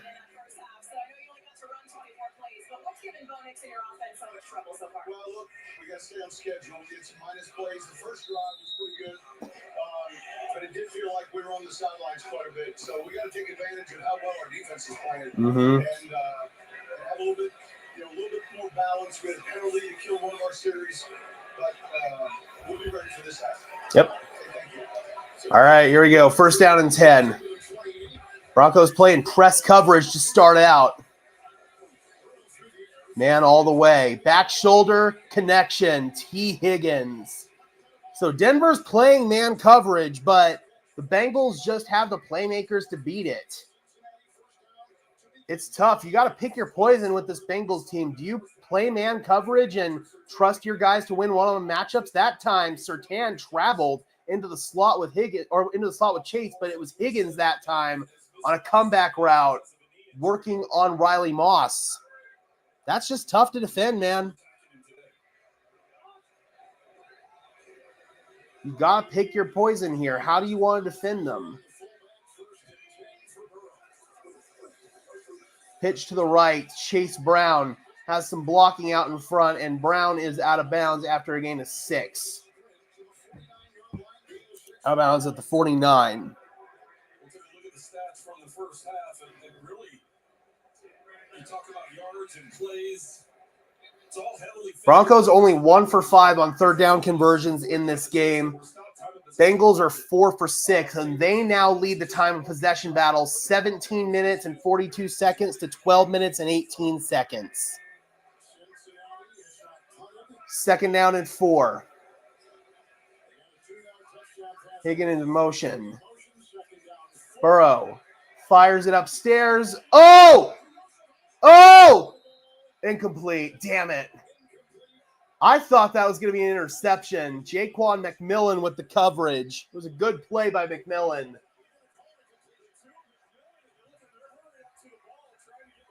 Wait, are they calling that a completion?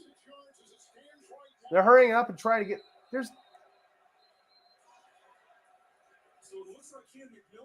Yeah, they're fighting for it. Yosivash. Oh, sheesh. That's a catch. That's a catch. Oh, man. It looked like at first Jaquan was going to pick it, but it looked like he had control when he hit the ground. That's going to be a catch. That's going to be a catch. Holy crap. And what a catch it was. Bengals have just been making plays, man. God.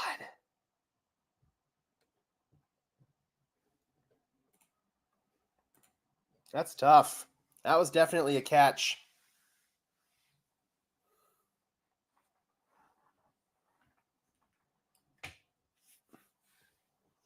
Yeah, Yoshi Voss is good. Yoshi Voss is really good. Sucks.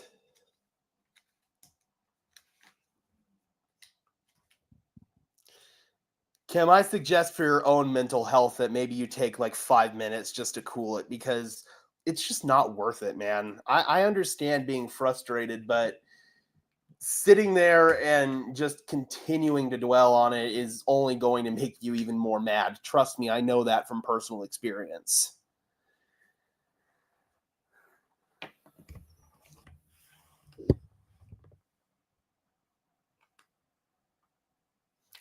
Wait, Denver challenged that? I thought Cincinnati did because it was incomplete. Denver challenged that? Are you kidding me? Why did you challenge that? I thought the officials ruled it incomplete at first, and I thought that Cincinnati was challenging that. You're kidding me, dude. What are you doing, Sean? That is perplexing. What are you doing? Why the hell would you challenge that? There was nothing good that was going to come out of that. What? What? I thought Cincy challenged it, but apparently Denver did. What the hell was that, Sean? It was very clearly a catch.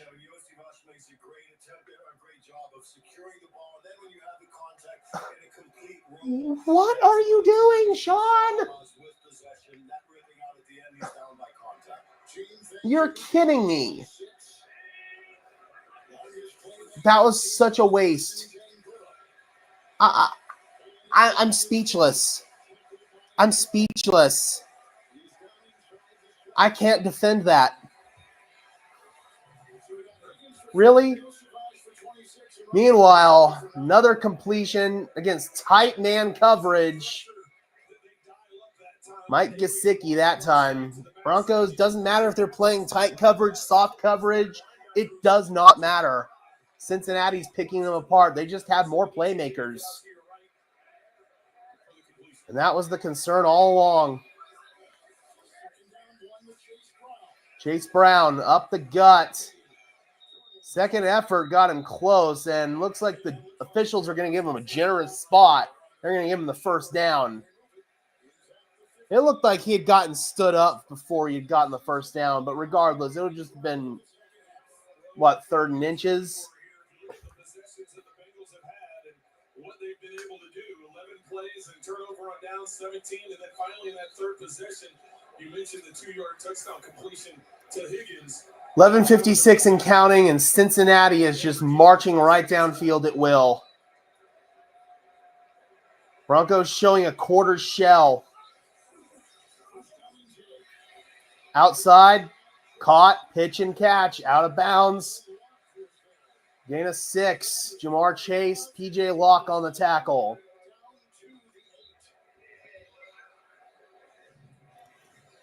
This is ridiculous. You're just playing soft, passive defense. The tight stuff's not working. The soft stuff's not working.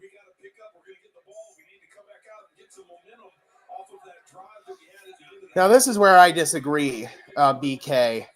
This is where I disagree. I would rather go to the playoffs and get bounced in round 1 than not go at all. That's just me, because then you will no longer have the media saying the Broncos haven't made the playoffs since 2015. We won't have to hear that crap anymore. I would much rather go and get bounced than not go at all. I am pounding for the Broncos to go to the playoffs with full knowledge that they're most likely going to get bounced round 1 in Buffalo. But I don't care.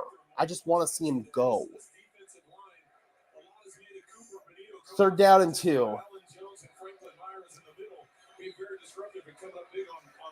Chase goes in motion to the left side. McMillan follows him. False start. Let's go. Orlando Brown left tackle.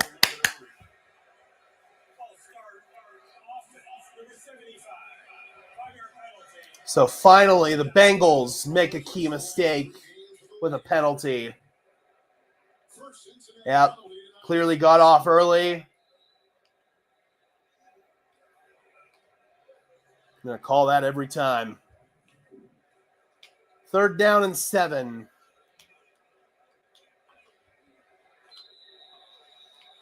And guys, if the Broncos don't find a way to rally back and win this game, and they don't win it next week, this will be the final stream of the season.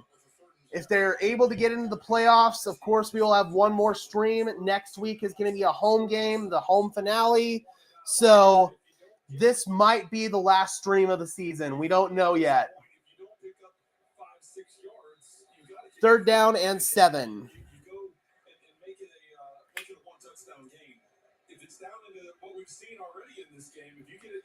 Hold them to a field goal here. That's huge because it's still a 1-score game.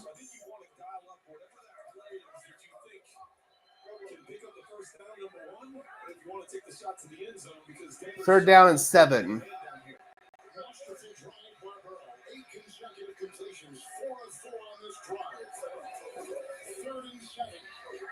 Burrow. And down he goes. Let's go. Big sack. And the Broncos get a massive stop. Zach Allen, and we got some flags. Oh, late pushing and shoving. We got a flag. Yes, we do. Oh, boy. Oh, boy. Get away. Get away. No, no, no, no, no. Everybody out. Everybody out now. No, God. That's the last thing we need is a freaking personal foul. You got to keep your cool.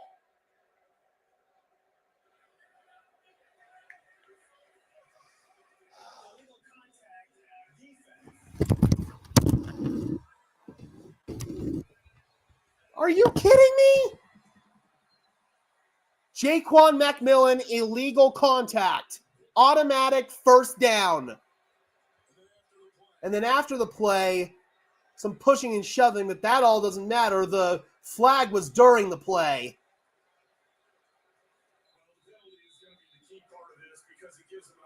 Automatic 1st down.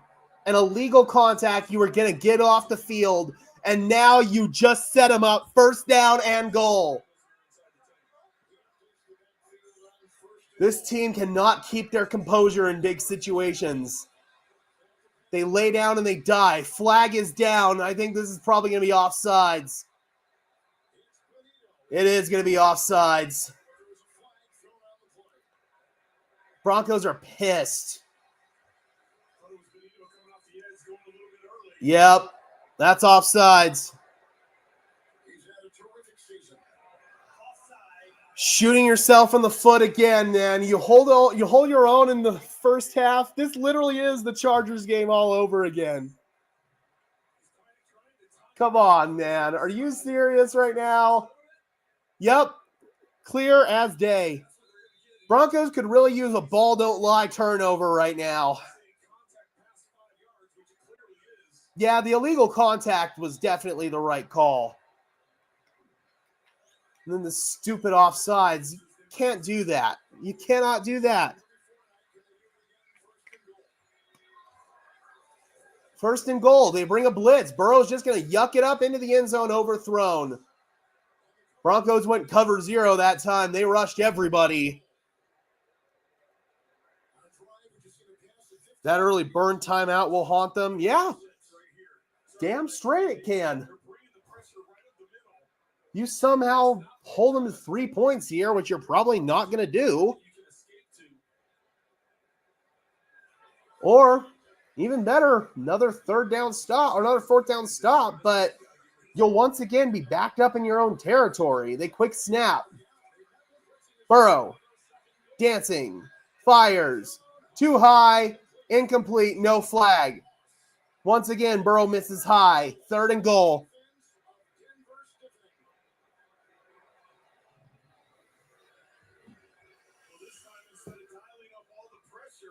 Let's see. Looked like Moss timed it pretty well.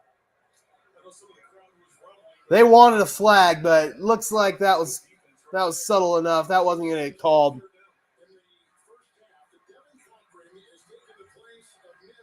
Rodney, Rex Ryan's been out of the league for almost 10 years now. There's a reason why. Burrow, knocked down. Fourth down and goal. But guess what?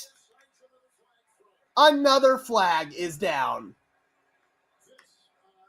This one's on Cincinnati, though. It's offensive pass interference. Thank God. What does Sean Payton want to do? I'd decline it. I would decline it, and that's what he's going to do. Bring up fourth down.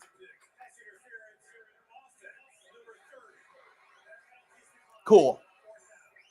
So since he's going to kick the field goal here, that's a win for Denver. That is a big win. It is still a one-score game. Now, just don't jump off sides on the freaking field goal, please. Don't jump off sides. Stay disciplined. Don't go for the block or anything stupid. They're going to make it. It's a 22-yard field goal. Don't go for the block. It's going to be a one-score game no matter what. Do not go for the block. And they did not. Not offsides. Cool. All right. So, Cincinnati improves their lead to 10-3. Broncos with a massive win there. They were able to get off the field and hold them to 3, keep it a one-score game. That was a massive, massive win on defense.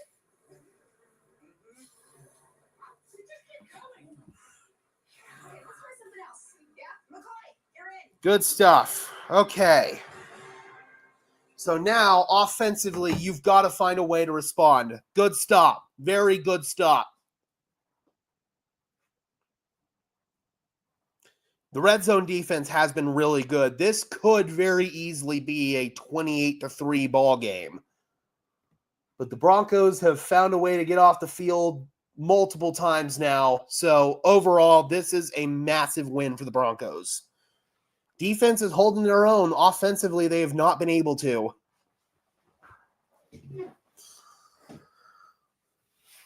Oh, boy. I just hope that my internet is able to hold up for the rest of this stream.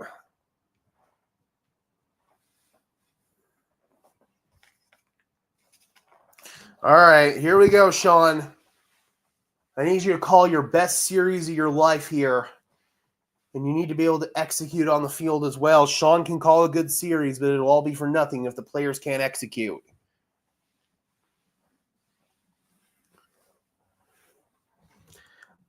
I think Sean knows at this point that he can't punt. That he knows right now that he has got to get a conversion. He's got to find a way to move the ball. So I don't think that it'll be a 3-and-out. It could be a 4-and-out, but I don't think that he's going to punt this ball unless he absolutely has to. He knows what's at stake here.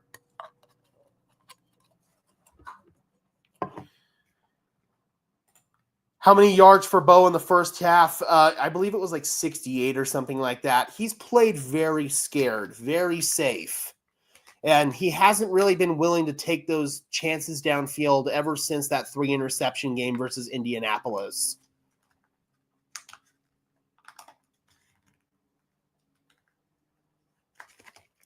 And I love this comment, too, here from Gabe. Sean can only call what the players can handle. Nix is a rookie. We got to keep emphasizing he is a rookie trying to orchestrate a complex scheme. And this scheme, in my opinion, is a little bit more complex in terms of the verbiage and the terminology than it needs to be. We've seen plenty of offenses in the NFL be able to condense down their verbiage and get it all down to like 3 or 4 words as opposed to 15 or 20 every single play call. And that is part of the reason why that we see these delay of game issues and these play clock issues. Greg Gumbel, man, that was a tough loss. Called a lot of big games over the course of my childhood.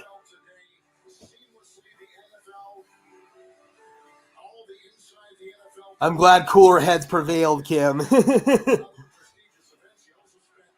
Trust me, it just feels better. First down and 10. Jaleel shakes through the initial stop and able to surge forward, gain of 3.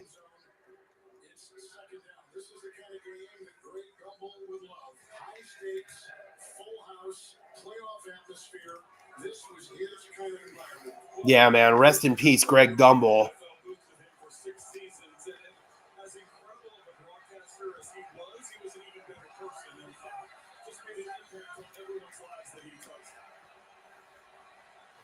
Second down and 7. Heavy formation.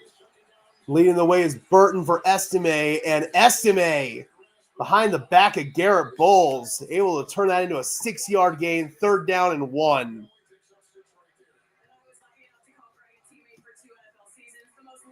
Is it too late to ask Santa for a Sutton touchdown? No, but it's not too late. Or yes, but it's not too late to ask for a Sutton touchdown for my birthday. My birthday coming up on New Year's Eve. Quarterback sneak. Bo's got the first down.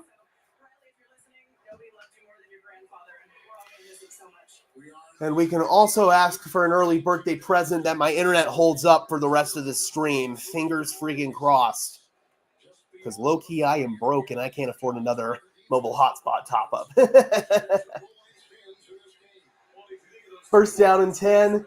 7:40 left to play in the third quarter.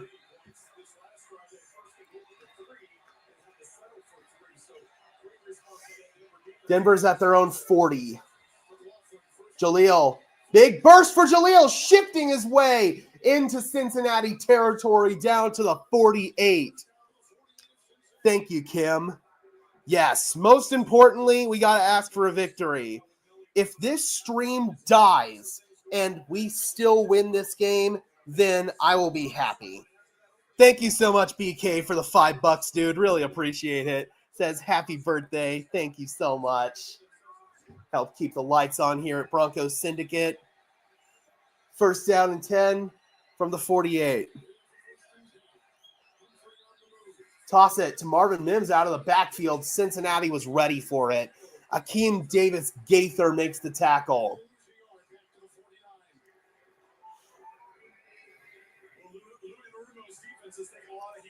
Six and a half to play in the third.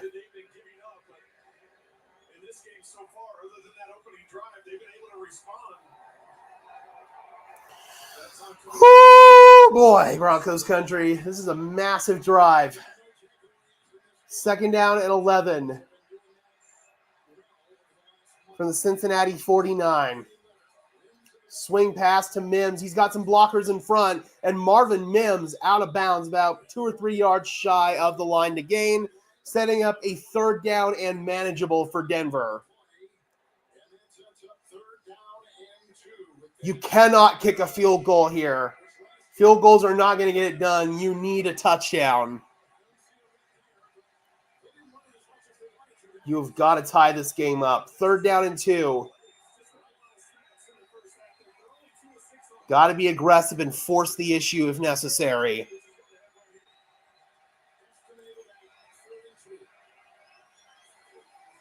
RPO, swing, Mims, blocking in front. 1st down. He fumbled the ball, but it's out of bounds. He'll be marked down at the 30-yard line. The ball will come back to the spot of the fumble. No harm, no foul there for Denver.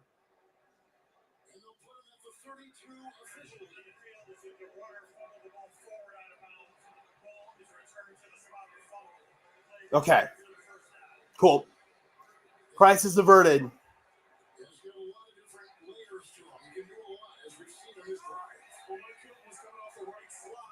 Yep, so that'll come back to the 30-yard line.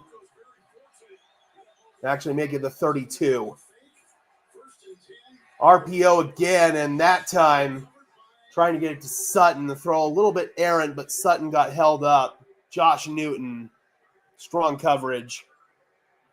Timing was not quite there. 2nd and 10. Once again, you're in field goal range, but field goals are not going to do you any good.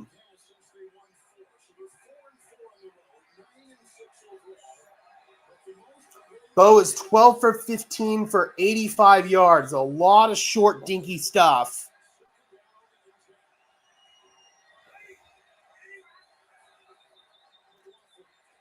Jaleel burst off the left side. Another 1st down. Down to the 21-yard line. Great hole right there from the offensive line, and Jaleel McLaughlin exploits it. All he needs is a little crease, and he's gone. Jaleel's starting to be the hot hand here. This is the guy that we should ride.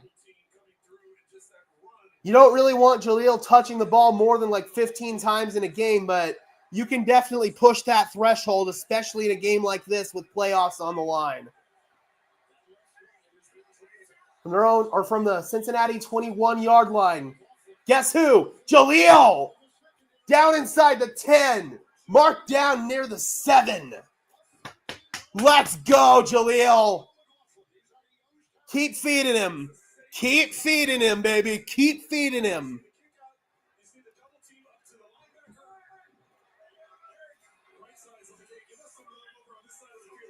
Quick snap.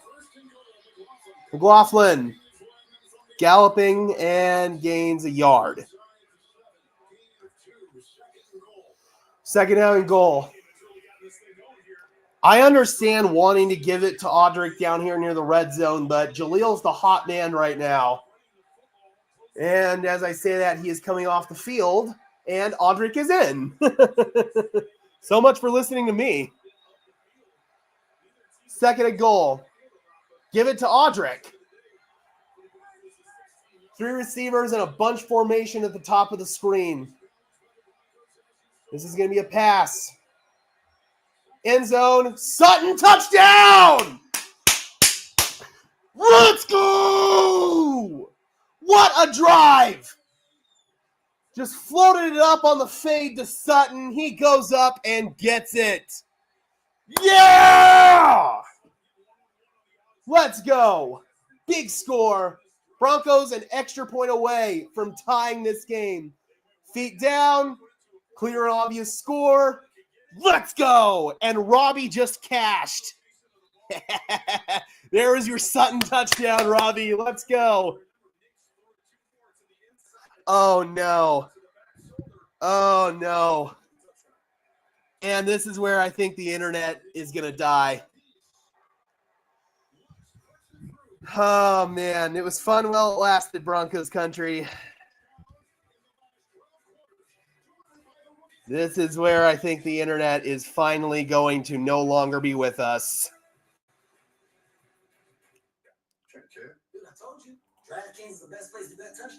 All right, Denver is still alive, but my internet might not be. Well done. Well done. All right, guys, I'm going to refresh real quick. Just give me a second. Hopefully, the stream will cooperate.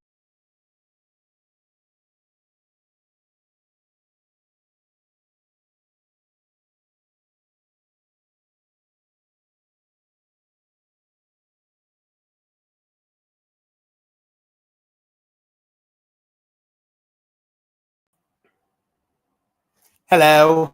All right. Hopefully the internet stays. Cause yeah, hopefully we stay stable. But that was a great drive, man.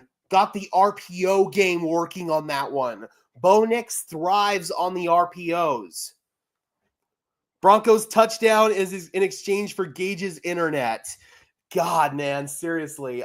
If my internet goes, I will trade it for a win all day long. We'll come back for the post game and we'll have a good time, but I will trade that away all day long. It looks like, though, knock on wood, we might survive. Yes, Jaleel was the hot hand. That is the guy that we want to ride here moving forward. Let's go. Let's go, man. We're back in this game. Oh, I need to update the banner. Broncos are back in it, baby.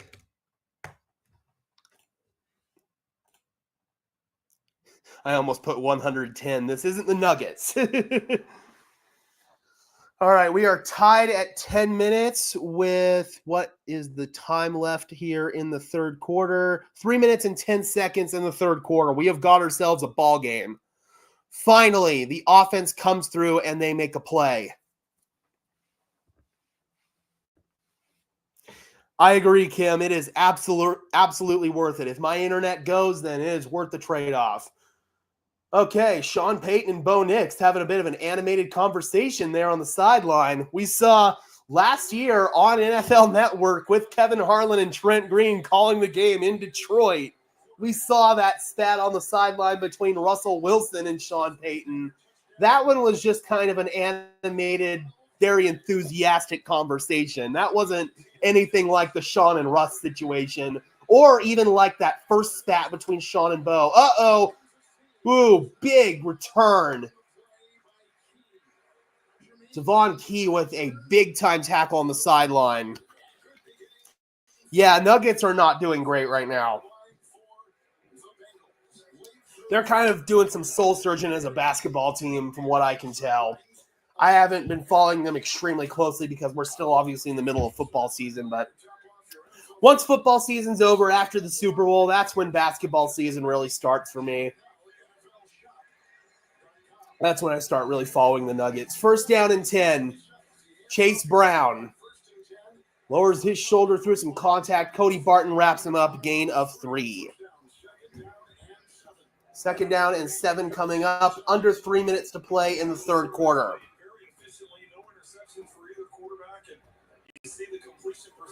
Yeah, Nuggets are not looking good, man. I don't know near as much basketball as I know football, but they look like kind of a lost team right now. That's when Madrid goes to hockey. Okay. I haven't really been able to get into hockey too much. Like, watching it on TV is kind of, I don't know. I feel like I probably should go to an Avs game in person and try to get an experience of a hockey game in person, and maybe my thoughts will change on it a little bit. I'm willing to give it a shot for sure. Meanwhile, just an out route there. Drew Sanders was in the game that time. He got a coverage rep, but got absolutely torched by Mike Gesicki for a first down. So that time, it was Gesicki versus Drew Sanders. I didn't see where they lined him up. I'm assuming they lined him up at off ball. First and 10. Burrow is dropped. Jonathan Cooper in the backfield. Came in like a heat-seeking missile. Let's go. Big-time sack. Second down and long. And it looks like the Bengals have a new right tackle in the game. Armarius Mims, their starting right tackle, came into this game questionable. And now it looks like they've got a new right tackle in, and Cooper just took advantage. Second down and 17. I don't hate a blitz right here. Knock him back even further. And since he's going to have to call a timeout. Oh, that's big. That is Cincy's second timeout. They only have one left. So now Denver has the timeout advantage.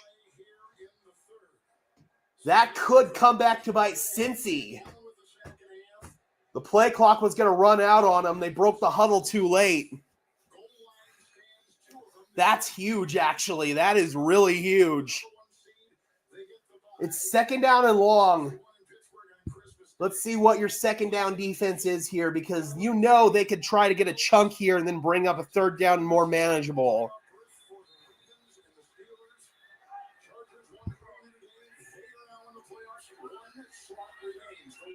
Second down and 17.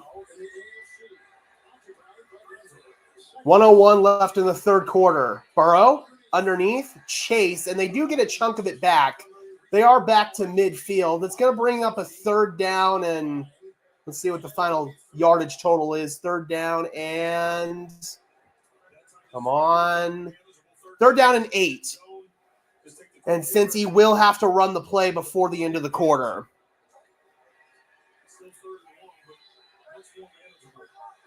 All right, let's go.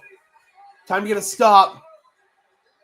Protect the sticks. Keep everything in front of them here. I don't mind soft zone as long as you protect the sticks.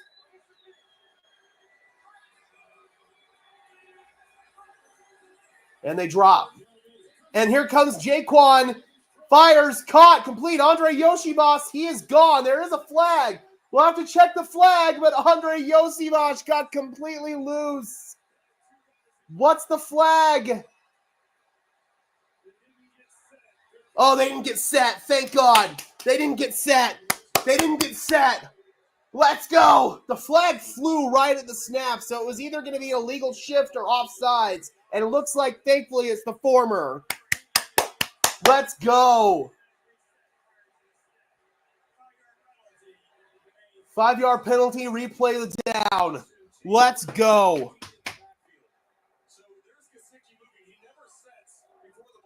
Let's go. So they brought Jaquan McMillan that time on a blitz, and they didn't pick it up. He was a free rusher on that play. But since he didn't get set, thank God.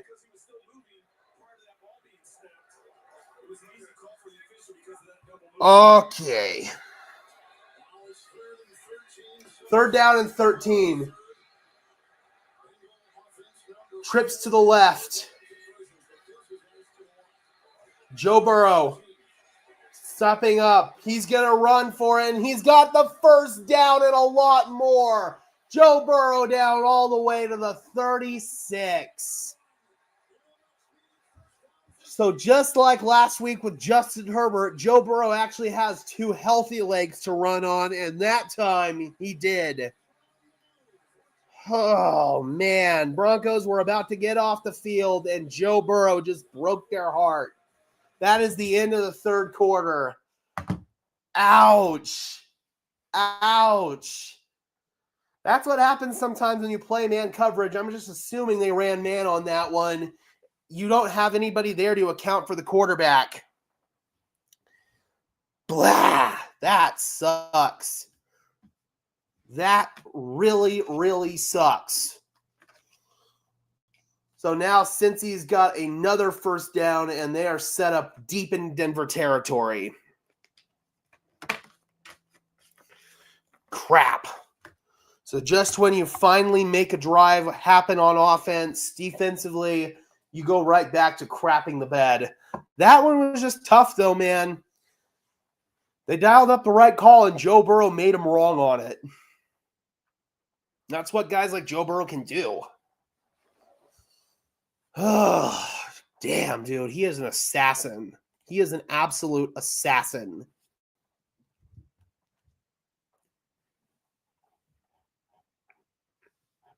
Oh, man, that's frustrating. So you get a big sack, you're knocked up, or you're knocked back all the way in the freaking third down and forever, and you still give up the conversion. Yes, he is a sniper. He really is. Dude, I fear him. I fear Joe Burrow. And the rest of the NFL should fear Joe Burrow too if the Bengals manage to sneak into the playoffs. Dude, the rest of the NFL should be completely and utterly terrified, especially the rest of the AFC. Joe Burrow, when he gets hot, oh my God, bro.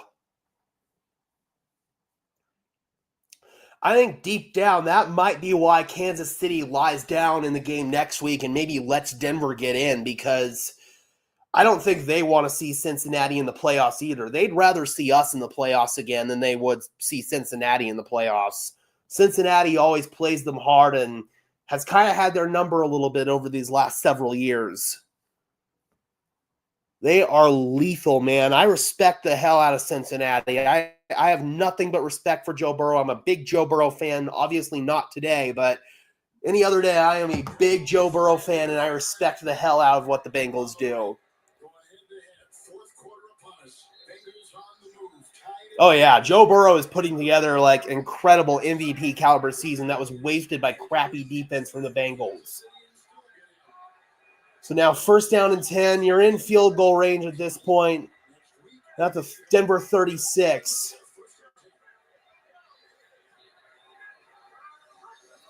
The defense is playing well today. In fairness, Denver's given them a lot of opportunities. And there's another completion to Jamar Chase. Gain of 7.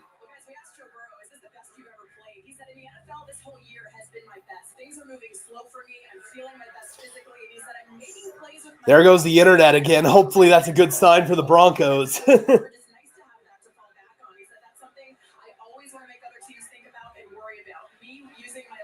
Yeah, they did. They played them really hard in this year's game as well. The Chiefs against the Bengals against the Chiefs. Broncos with a stunt up front that gets home. Dondre Tillman with another sack. That was a big one. Another sack on this drive. That's going to bring up 3rd and long. Can Denver get off the field?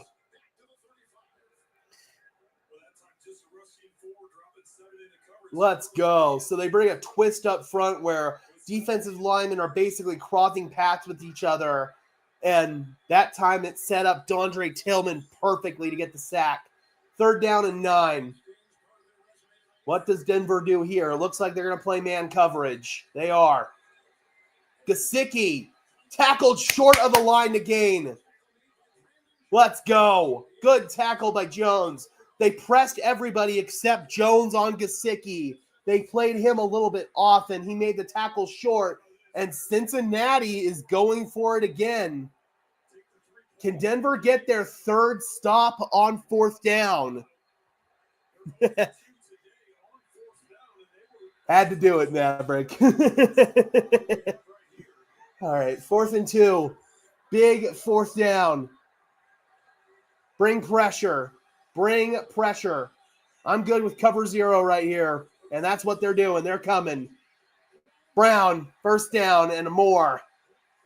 Down inside the 20.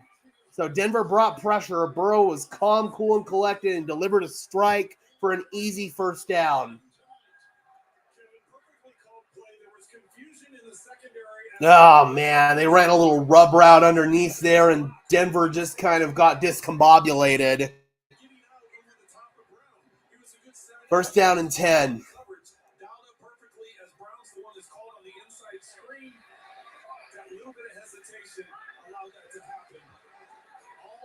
Burrow in the pistol. Handoff up the middle. Shaking and baking his way is Brown.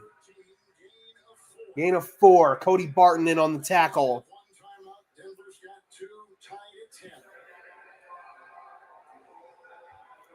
Second and 6. And there's an injury. Yeah, Jonathan Cooper. They're making him come out and get looked at.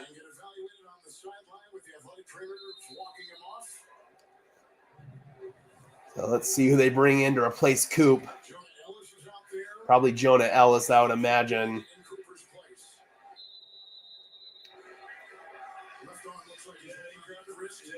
It's his wrist. Hopefully it's just a stinger. Hopefully he just went numb and he'll be back in there. 2nd down and 5. Yeah, hopefully that was just a stinger. Burrow End zone. Higgins. Touchdown. Riley Moss got mossed. Very similar to Bo Nix's touchdown to Sutton. Just lay one up there and let T. Higgins, your big target, go up and get it. Cincinnati takes the lead back. What a catch. Not much Moss can do on that one. He plays it pretty well. It's just perfectly timed by Burrow and Higgins. And now here is Cade York. 11 play, 63 yard drive. Damn it. So the Bengals lead right back, 17-10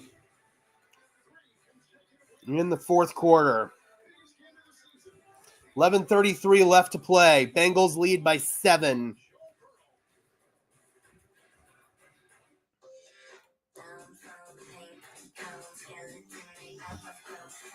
Yeah, he got absolutely mossed, man. The Bengals just completely did whatever they wanted on that drive. The Broncos got 2 sacks. They had multiple third down and longs, and they couldn't get off the field. Oh, man. That was frustrating. That was absolutely frustrating. All right. Here we go. Got to put together another strong drive here on offense. I believe it's going to be 4-down territory the rest of the way. Riley Dixon, your job for the rest of this game is only going to be to hold on PATs. Cannot afford to punt the ball. Even if you bring up a 4th down and long, you probably have to go for it here. If you punt, you're just giving the ball right back to Joe Burrow.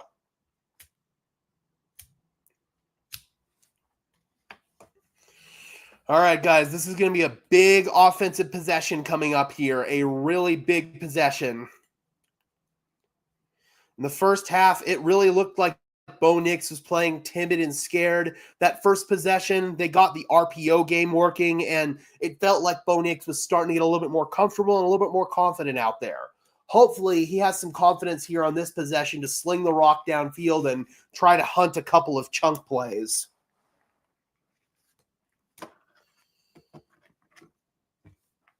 If they can maybe run the ball a couple of times, set up that play action, that might be the time.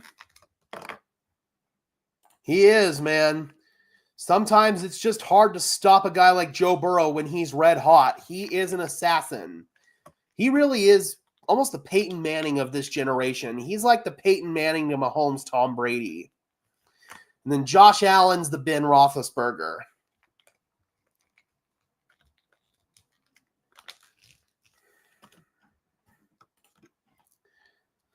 Can't give up a touchdown on this drive where you get, or can't give up a touchdown on a drive where you get 2 sacks. That's awful. I agree. You had a 3rd down and what was it, 17, and you couldn't get off the field? That's inexcusable. I didn't think that was a push-off.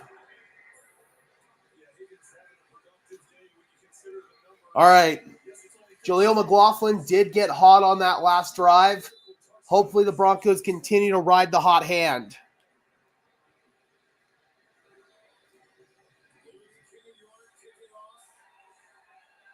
Good job offensively on the last drive to really make this a game. Marvin Mims, why not return it? And he does not get back to the 25-yard line. He got stood up. And he might be hurt.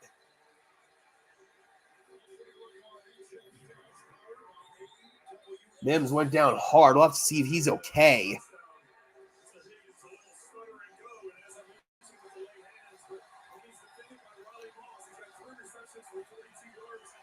Three receptions, 42 yards, and a touchdown for T. Higgins when he's been defended by Riley Moss. Yeah, this isn't like college where it's up to committee discussion. If you win, you're in. It's that simple. 1st and 10.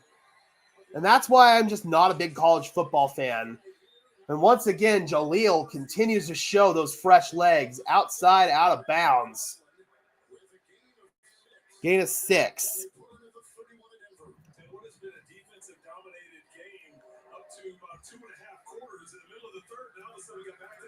And this would obviously be the ideal scenario, DG. If they only have one timeout, that could really come into play in terms of their ability to get the ball back. 2nd down and 5. I formation, heavy personnel, Estime. 2 hands on the football, and he's got a 1st down, gain of 6 on the play. And that is good to move the chains.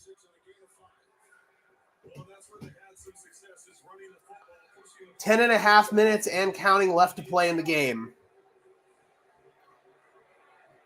Go on a nice, long, sustained possession here.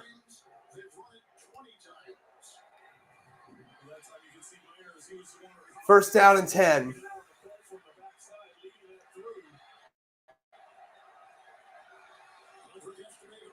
Little Jordan Humphrey motion to the left side.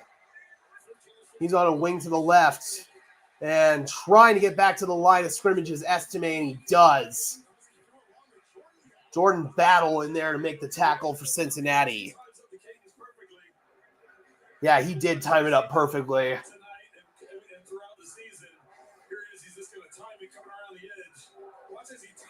Yeah, that was literally perfect timing of the snap of the ball right there.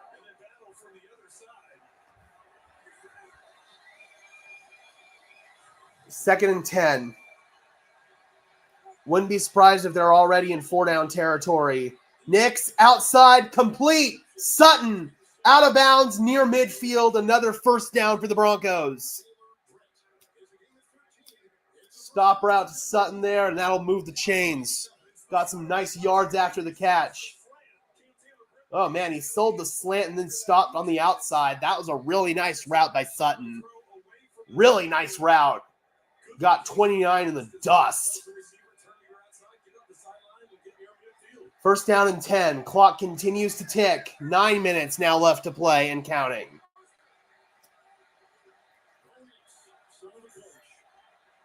Broncos are at their own 49. Nix, play fake. Stepping up. He's going deep. He's going deep. He's got him! Marvin Mims in the end zone! We got to make sure he got 2 feet down. He did! Touchdown! Bo Nix finally connects on the deep ball. I want to see it again just to make sure. But Bo Nix. Oh, God, let's go. Corner post. Corner post. Marvin Mims out of the slot. Splits the 2 safeties. And Bo Nix drops it in the bucket. And he got the 2nd foot down. That's a touchdown! Let's go! Extra point is good from Will Lutz. And Bo Nix with the best throw of his career so far.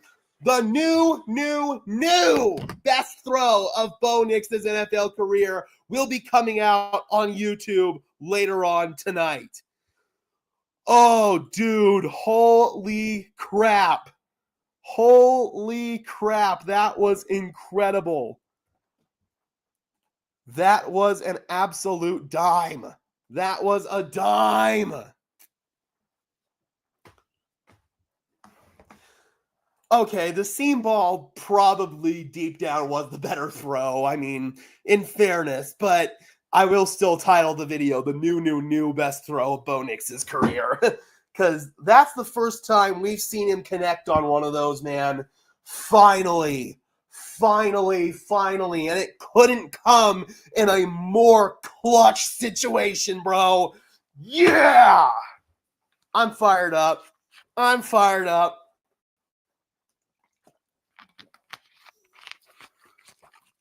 All right, boys, let's go. We got to survive for another 8 minutes and 48 seconds. Got to survive. Joe Burrow has been making some big-time plays, but Bo Nix just responded with a hell of a play. Tony Two Socks, thank you so much for the $20. That is incredible. Keep doing what you do, man. Let's go, Broncos. Hey, man, thank you so much. I can't even begin to express how awesome that is. Thank you. All right. Here we go. There's still a lot of game left, but this has been an encouraging turnaround here so far for Denver. They went into halftime just completely stagnant, and now it finally looks like momentum is shifting in their favor. Here we go. The season's on the line more for the Bengals than it is the Broncos. The Broncos have a chance to come back next week if it doesn't work out today. Cincy doesn't get that luxury. If they lose this game, they're eliminated. Denver's got one more chance. So the team that is really starting to fall apart right now is Cincy, and they have a chance to potentially have an epic collapse. But Denver's got to take care of business. Denver's got to take care of business. Yes, one trait that makes a team tough to beat is the ability to answer back. This team's not going to lie down and die. Last year, at multiple points, they just lied down and died. Not today, man. Bo Nix is 15 for 18, 155 yards, and 2 touchdowns. That big chunk play accounted for a lot of those yards there, but still, that was awesome. All right. What say you, Joey B? Let's go, D. Let's go.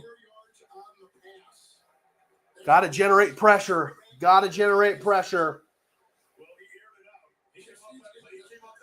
And the Bengals only having 1 timeout could come into play here. We'll see. Denver's only got 2 timeouts, though.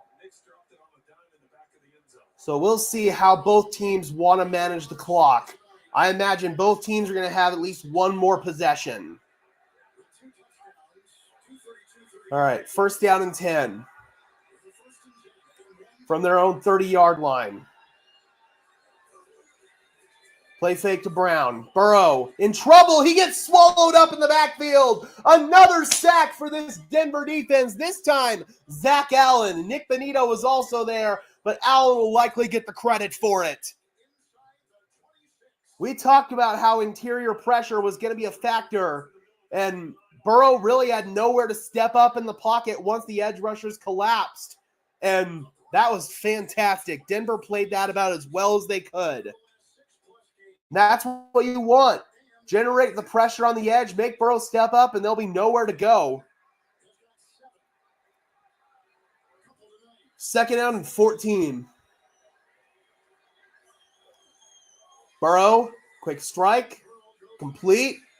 Higgins, that's Jamar Chase, and Jamar Chase, after a gain of 5, is going to set up 3rd down with just under 8 minutes and counting, 7:50 left in the 4th quarter. 3rd down and 9. This is a big, big, big drive here. Can you get a stop if you are the Broncos? 3rd down has been your big problem so far on defense. And they're going back to the man coverage. Well, this might actually be cover 2 man. They rotate down. It's going to be man. Caught on the sideline. Higgins. That time looked like they might actually drop back and play zone. I don't get it. They showed man at the snap. Burrow took a hit at the end of it. No flag, thankfully, but yeah, just squeezed it between the safety and the linebacker. Damn it. All right, 1st and 10. That was your big opportunity, and once again, you just failed on 3rd down. Chase Brown bounces off contact, and Brown stumbles down. Forward progress will net him 2 yards.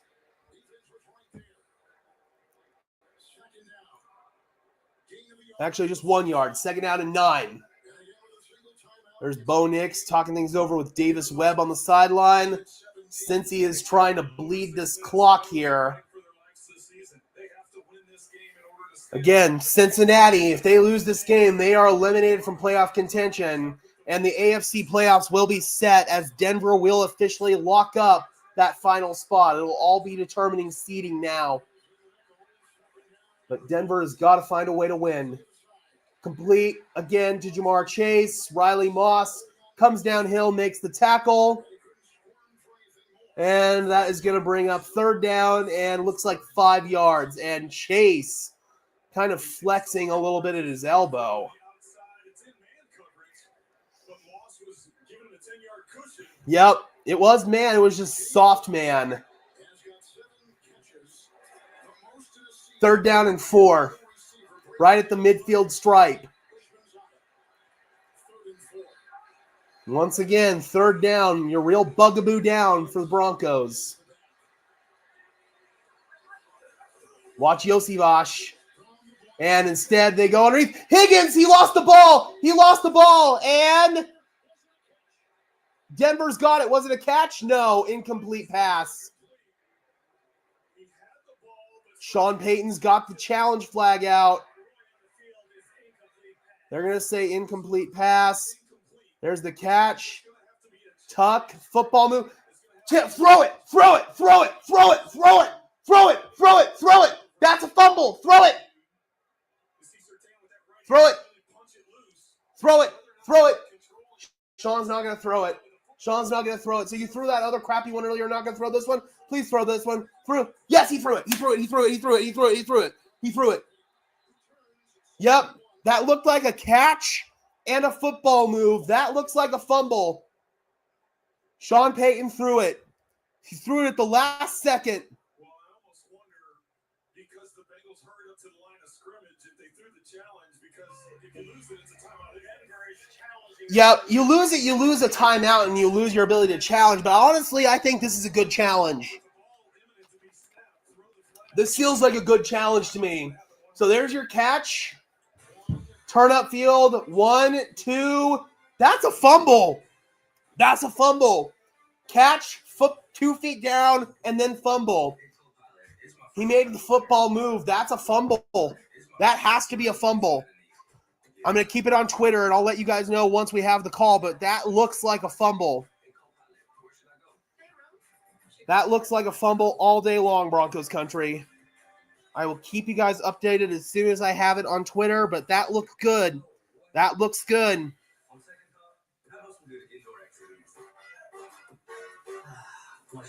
Dude. I will say that one official, man, he came over and was like, it's incomplete. It's incomplete. Screw him. That was very clearly a fumble. Catch, football move, that's a fumble. If they overturn this, then I'm going to be so freaking mad. Or if they say it wasn't a fumble. Yes! Yes! Denver ball! Sean Payton finally wins a challenge. That one was clear and obvious. That was a fumble. Sean Payton wins the challenge. Let's go. Let's go. Denver ball. Good teams make big plays in big moments. And that is exactly what just happened. Oh my God, bro. Pat Surtain. Defensive Player of the Year, man. Can we give both him and Nick Bonito co-Defensive Player of the Year? Seriously. Because you could make a serious argument for both of them. Holy crap, bro. What a huge opportunity. Now you got to capitalize on it. Since he only has one timeout left, you can drain the rest of this clock and never have Cincinnati touch the ball again. There's 5 minutes left, and sure enough, that's a fumble. Yep, catch. 1, second foot down, ball's out, clear and obvious fumble. All right, got to run down this clock now. What a huge break for the Broncos. Oh, my God. Pat Surtain, dude. What a play. Broncos are set up at their own 40. Run it. Spinning out of trouble is Jaleel, and he is able to turn what should have been a negative play into a gain of 2. Okay. Who are they keeping in at the back? Are they keeping Jaleel in? No, they bring in Estime. Again, all Denver has to do is win this game, and they are in the playoffs for the first time since the 2015 season. 4.5 minutes and counting. Second down and 9. From their own 41. Bo Nix taking the toss, dopes it underneath Adam Troutman, and Troutman will gain about 4 yards there, setting up third down. Just like Kim says, you cannot punt here. You will be going for it on fourth down if you bring up a fourth down. Punting is not an option. Third down and 4. You only have 2 timeouts. It's not worth a punt. You probably won't get the ball back. So if you don't get this on third down, it's going to be fourth down go time. Just inside their own 45. Nix. Rolling. Left. Nix is going to run it, and Nix reaches. He's got the first down. He reached for the pylon and picked it up himself. What an effort by number 10. Let's go, Bo! What an excellent effort. He clearly has the first down. Let's go. Big time play right there by Bo Nix. Knew he needed to extend to pick it up, and he did. Knew exactly where the line to gain was, and he found it. And a big time first down right there for Bo Nix. Keep it on the ground. Estime. Stumbled for a couple. Since he's only got 1 timeout left here, you can seriously limit their possessions. You could get it to where they never touch this ball again.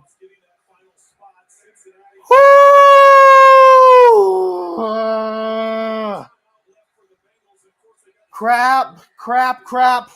Oh, boy, Broncos country. Oh, boy. It's second down and 8. Yes, they do technically have the 2-minute warning to stop the clock as well. That is a pseudo timeout. Nick's screen was blown up in the backfield. BJ Hill. Flag is down.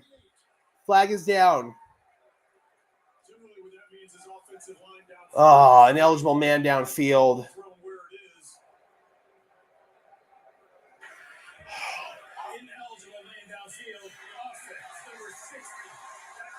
And they'll decline that. Bring up third down. That was a killer penalty. I don't like that call of the screen. I really don't.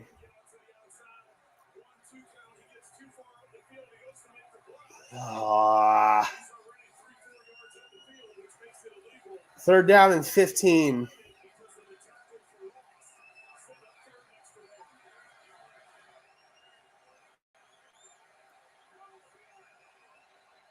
Hurry up. It's getting really loud. Where's the play clock? The play clock's not even on the freaking TV. What is going on? And the officials are stopping play.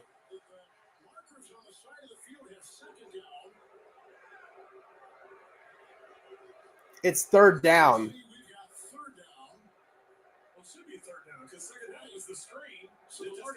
Yeah, it's third down. Okay. All right, big third down.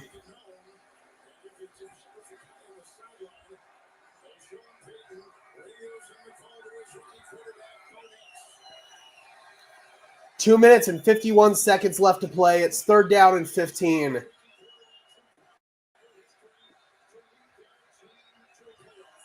Oh, boy. Nix is in the gun.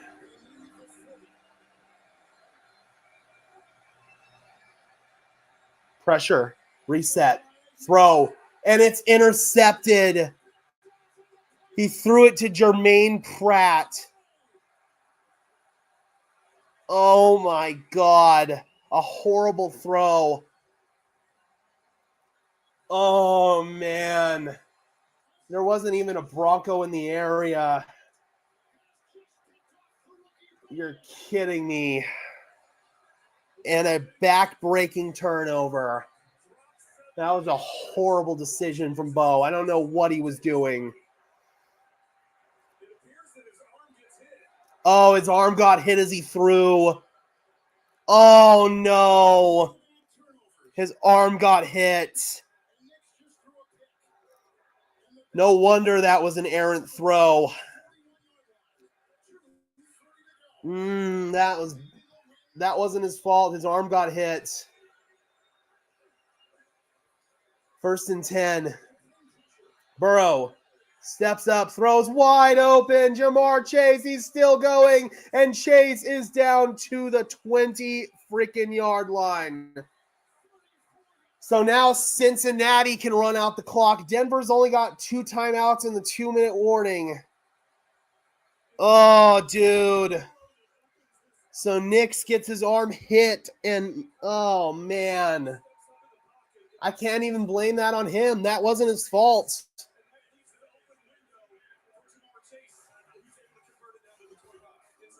Oh. We have hit the 2-minute warning. And a back-breaking mistake. Oh, man. Cincinnati can put this away. Honestly, you might want to let him score. You might want to let him score here, actually. Give you a chance to get the ball back. I think you let them score. So that was a designed move Nix out of the pocket play. He was designed to reset his platform on that one.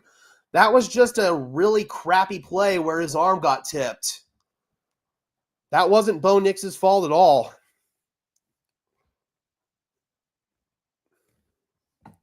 Yep, that was the screen that really ruined that drive.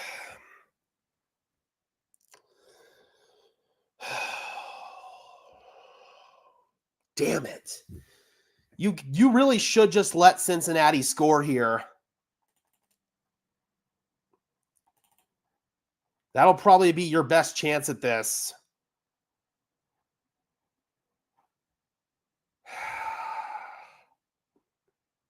Bro. Yep, that screen was really what led to that whole thing. The interception's not on Bo.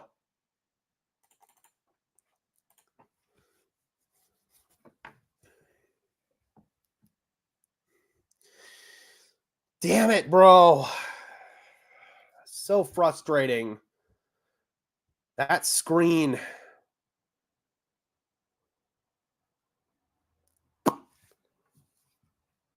It wasn't even the fact they were throwing it to Javonte. It got read out from the start. It just wasn't a good time to run a screen. Oh, man. And so the Broncos, they find a way to come back in this game, but they shoot themselves in the foot and blow it at the end.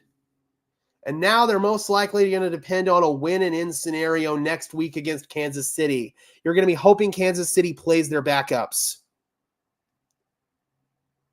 Bo didn't play well in the first half. He's played a lot better in the second half. I will again maintain that interception was not Bo's fault. But overall, man, that screen, that one bad play call can come back and completely bite you in the ass.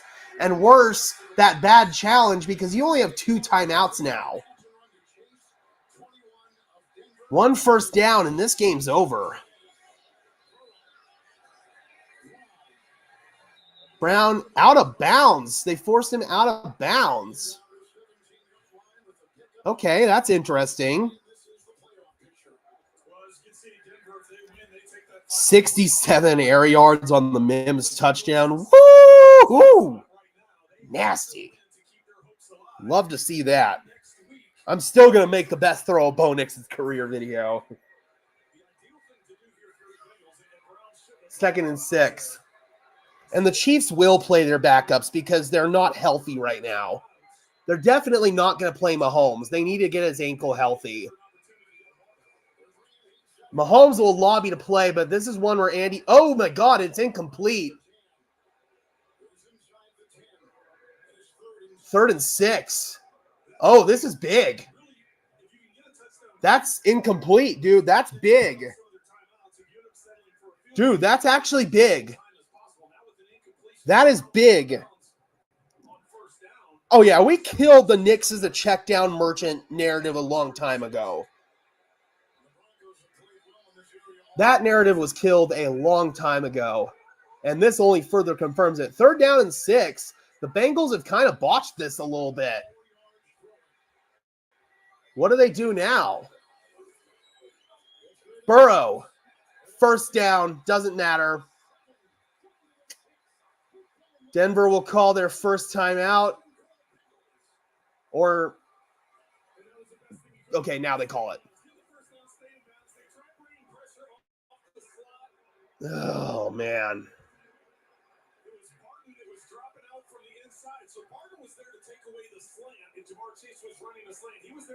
But they had nobody there to take away the out route. All right, so Denver has one more timeout left. I'd let them score here. I would. Push them into the end zone if you need to. Make them score.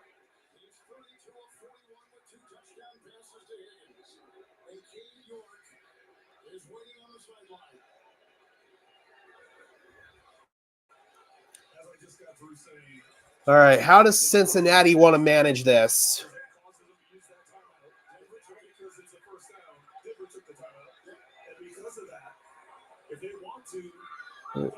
First and goal. Brown. He is going to go down at the 1. He went down on... No, he didn't go down on purpose. He went down because he's hurt. Oh, boy. Chase Brown is hurt, and he goes back down to the ground. It looked like he was going to score, but unfortunately, he got hurt. Denver took a timeout before the injury. Oh, is Cincinnati going to get charged the time? Oh, yuck. Oh, he got his leg bent back terribly bad. Oh, yuck.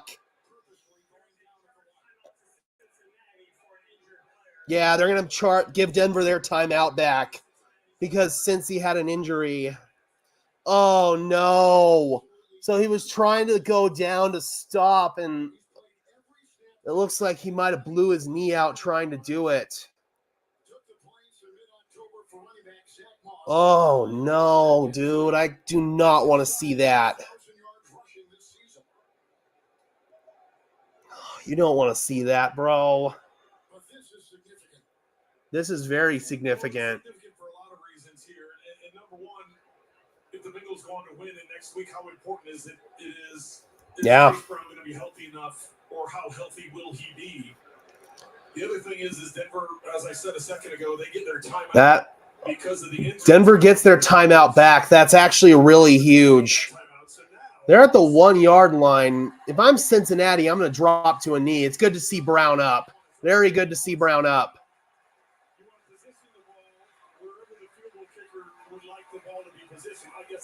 All right. So Denver can stop the clock one more time.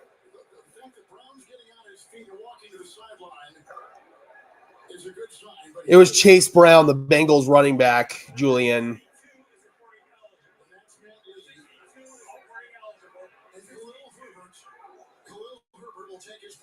All right, so the Bengals should drop to a knee here.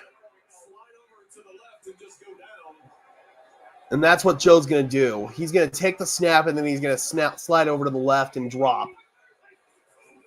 Or they're going to sneak. Is he in? Is he in? Touchdown. They scored the touchdown. Denver is going to have a chance at this. Dude, we wanted them to score. We want them to score. We wanted them to score, dude, and they just did. Denver's going to have a chance to respond. Dude, we wanted them to score, and they just did. What? They just botched this. Dude, the Bengals should have gone to a knee. They should have tried to take time, make Denver burn a timeout, and then kick the field goal. We wanted them to score right there, and they just did. Dude, that just helped Denver out. We've got a chance. We have got a chance. Cincinnati just gave us a chance. Dude, this game was over. It doesn't matter that we only have one timeout. You can get up and spike the ball. You're going to get a possession back with a timeout. This game is not over. Denver's going to have a minute 20 and a timeout. Cincinnati just botched that whole situation, dude. This might come back to haunt them. I cannot believe they just did that. I am in shock. They didn't go for two. They kicked the extra point. Dude, I cannot believe that they actually did that. That is not the way you manage that situation. So Denver has a second chance. Here we go. That was dumb. Of course, Bo's going to throw. If you run the ball at all in this situation, then you're stupid. This is throw all the way, try to get chunk plays, get up, spike the ball. You'll have that one timeout that you can preserve. But, dude, the fact that Cincinnati botched that is just stupid. They gave Denver a pulse.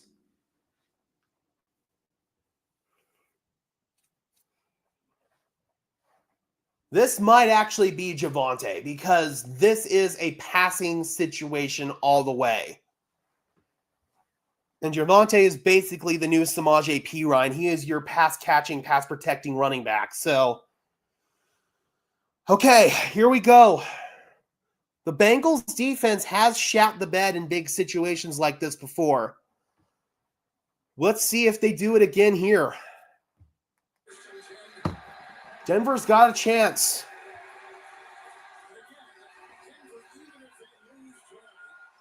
And even if they lose, Denver's still got a chance next week against Kansas City.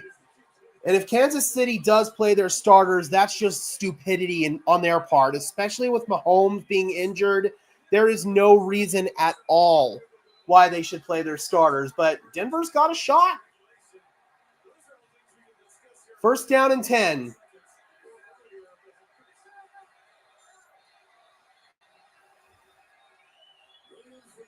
Minute 29, one time out.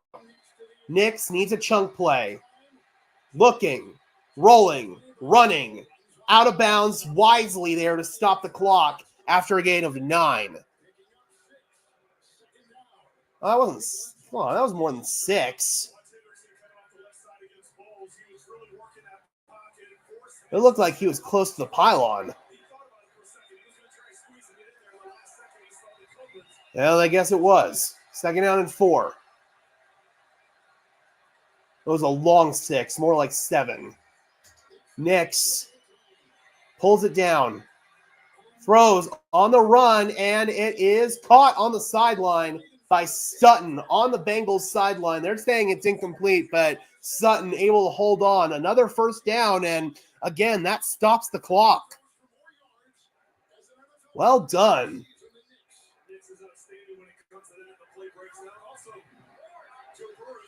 First down and 10.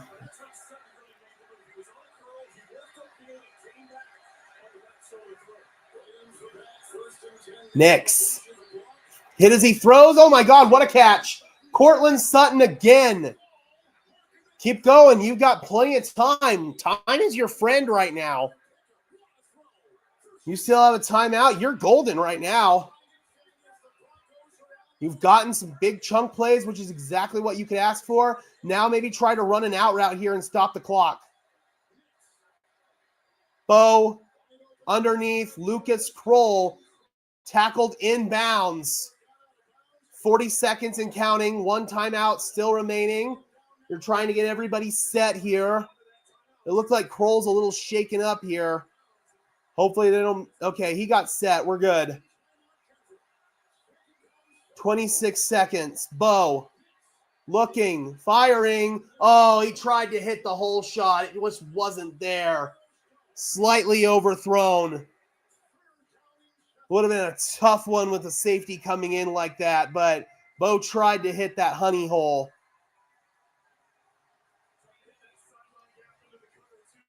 Yep, little too far for Bo right there. Even if you would hit it, though. All right, 3rd down and 7, 21 seconds. Time is not so much a factor here because you're just going to be throwing it into the end zone at this point.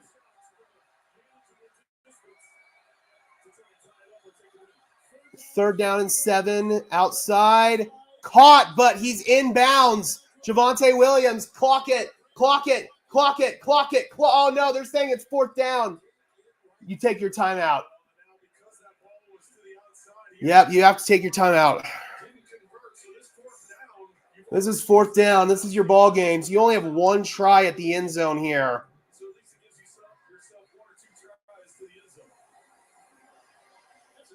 So what do? There's 15 seconds left.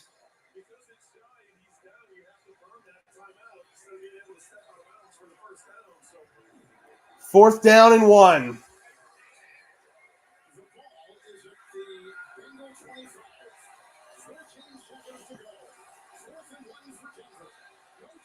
No timeouts for either team.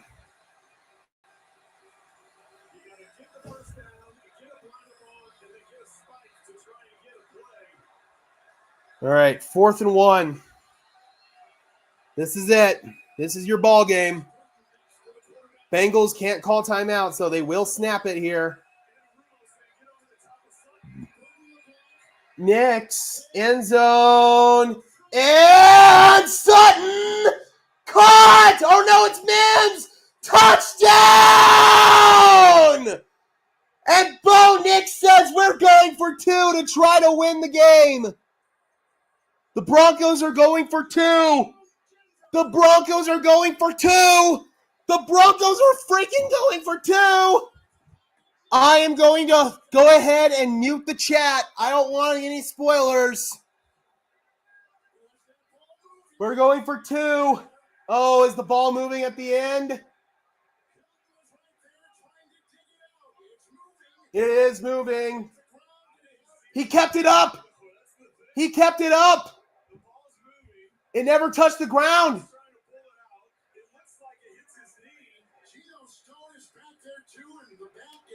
Oh, what are they going to say here?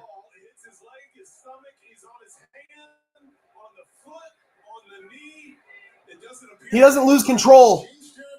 He doesn't lose control. That should stay. He never lost control. Does he maintain possession? His helmet is the first thing that hits out of bounds as we see him sliding. Now, does he have that ball completely secured when that helmet? Come on. This is really, really close. This is close. It's also good to remember the ruling on the field was touchdown. Yes, they ruled it on the field as touchdown. Is there enough evidence there to overturn it? I don't think so. And they're taking a good long time to review this. Okay. I don't think there is enough to overturn that. Adrian Hill, the referee, is going to tell us.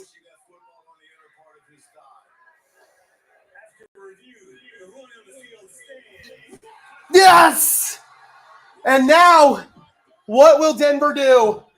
Do we go to overtime or do we kick the field goal? Or do we go for 2? What does Denver do here?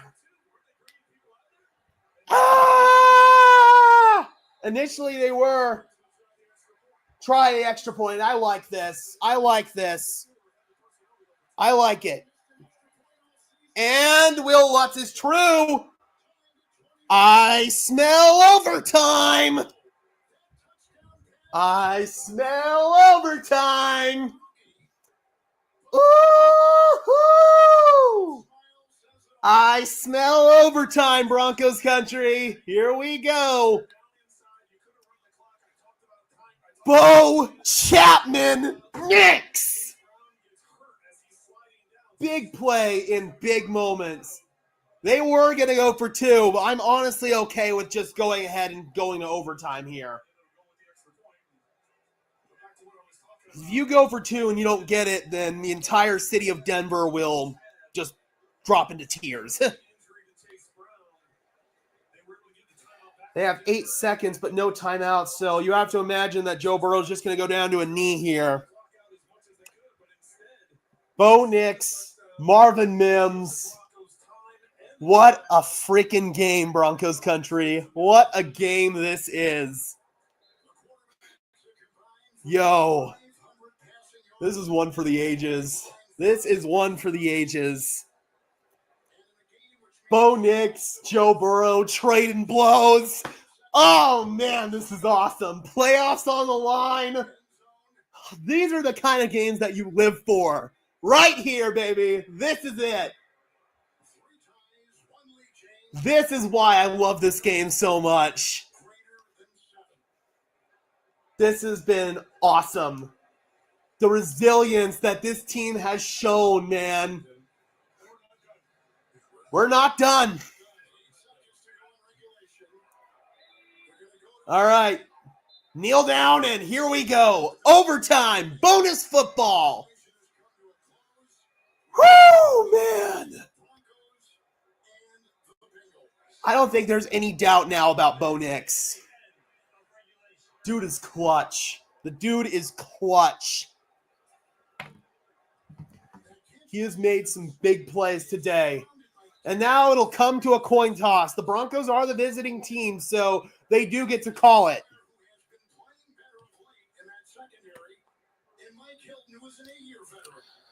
Oh, boy. And remember, this is not like the playoff overtime rules where both teams get a chance to possess the ball. If the receiving team goes down and they score first, then the game is over. And this game can end in a tie.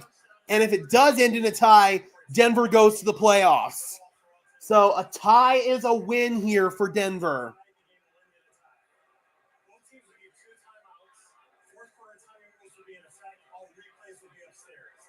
Yeah, if Denver ties, that still is the equivalent of a win. Will Lutz is in to call it for the Broncos. And Cincinnati has won the toss. Joe Burrow's getting the ball first. All right. A win or a tie. A tie is not a bad thing here, Broncos country. Just cannot let Cincinnati march right downfield and score. Here we go, Broncos country. Overtime. Oh, boy. Here we are. These are the big moments you live for. This is why this game gets played. For these moments right here, right now. It could happen right now.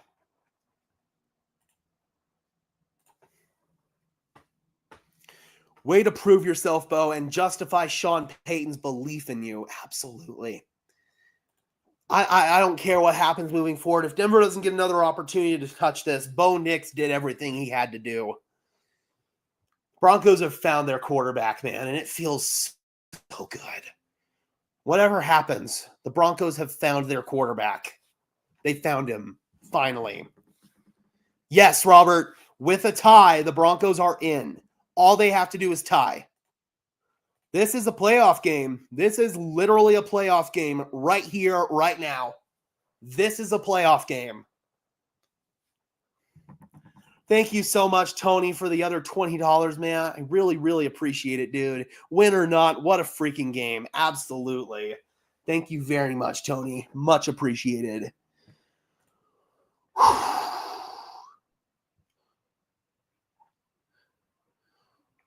Okay, here we go. Cover Yoshivas and Gesicki. Absolutely. Broncos just got to survive for 10 more minutes. That's it. That's all you have to do. Just hold this score for 10 minutes and you win. You get in the playoffs. A tie is basically a win here, Broncos country. Just cannot let them march right downfield. This would be another awesome time for a turnover. Here we go. No, there is not any double overtime in the regular season. This game can end in a tie.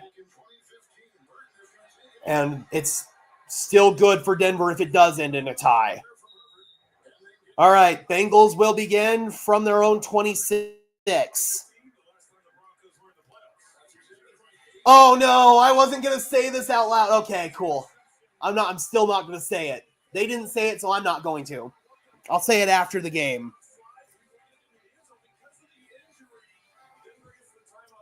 The only downside to this is chipping into the Alamo Bowl. No offense, CU, but this is way more important than the Alamo Bowl. All right, 1st and 10. Trips left for Cincy. Gesicki split out to the right. He's going in that way, and Gesicki, one-handed catch. He makes it. What a catch by Mike Gesicki, working on Damari Mathis. So it kind of looks like they're rotating Riley Moss in and out there with Mathis, and very interesting decision right there. 1st down, Cincinnati. If they score a touchdown, then they win.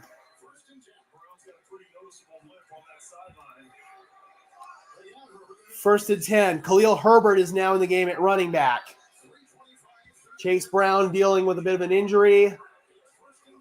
Here's Burrow. Looking in trouble. Burrow is going to run for it. And Burrow, flag, holding. Flag in the backfield. That usually reeks of holding.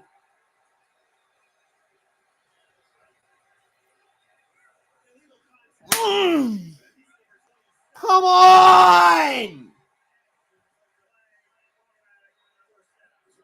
Damari Mathis, illegal contact, and now he's coming out.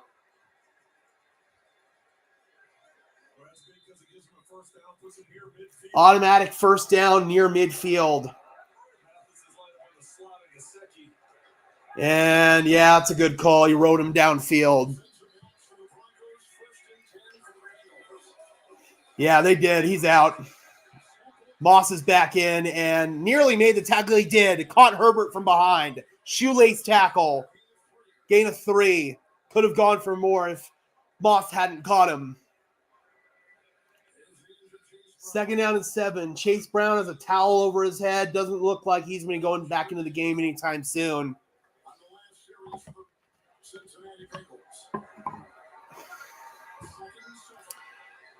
Second and 7 at the midfield stripe.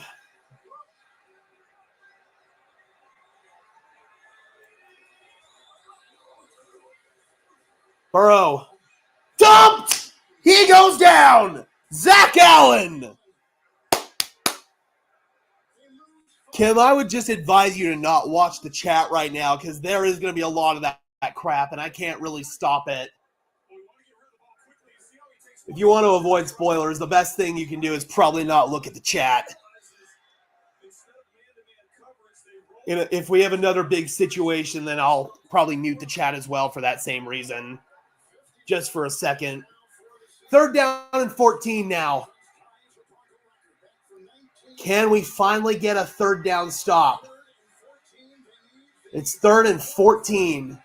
Joey's keeping it alive. Joe caught from behind again, and it's another sack. Zach Allen again. Another big-time play, and Cincinnati will have to punt. All Denver needs is a field goal, and they win. If they drain the entire clock and this ends in a tie, they go to the playoffs. What a stop. What a stop. Zach effing Allen, baby. Let's go. Ryan Rico, this is the first punt of the day for Cincinnati. It's a good one. Fair caught by Marvin Mims at his own 10. All you have to do is drain this 6 minutes and 43 seconds off the clock. You don't even have to score, and you're going to the playoffs. All you have to do is maintain possession and drain the clock. That's it. Denver wins or ties, they are in. And now we're at a point you're in sudden death. A field goal can win this for Denver. Win or tie, and Denver is in. We are in sudden death. Denver starts at their own 10. Outside, McLaughlin, gain of 1.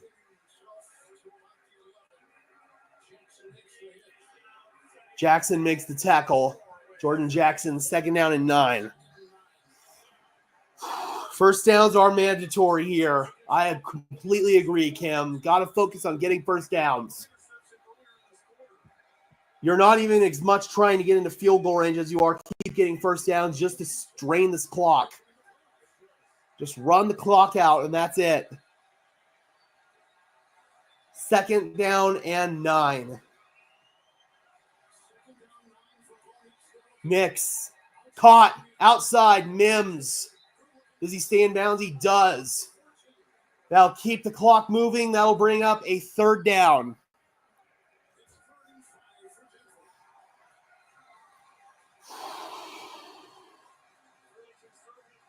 Oh, boy. 3rd down and 6.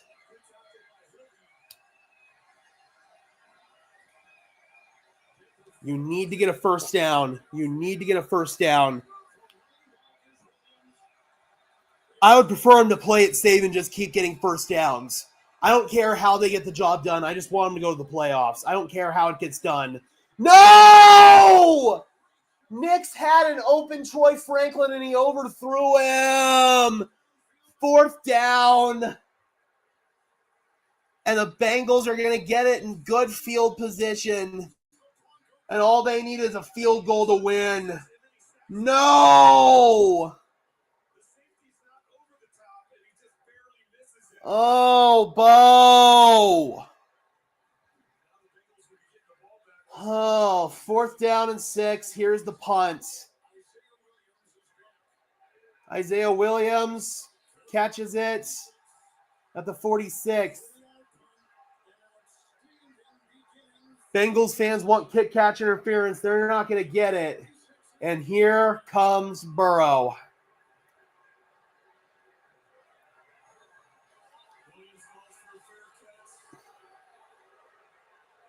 He makes the catch. That's not interference.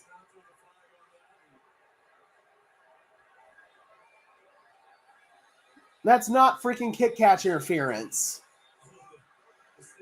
So now all Cincy needs is about 25 yards. 1st down and 10. Empty the backfield. Burrow, quick throw. Caught. Higgins into Denver territory to the 49.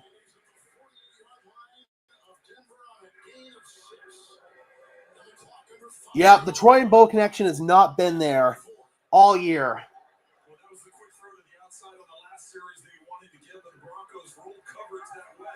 2nd and 4.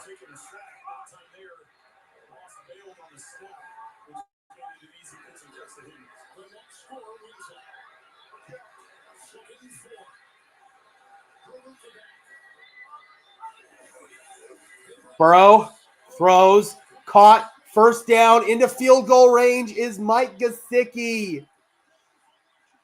Oh, man, this is it. Good game, boys. Damn, dude. Oh, man. Denver calls timeout. Not sure why they called timeout, but they did.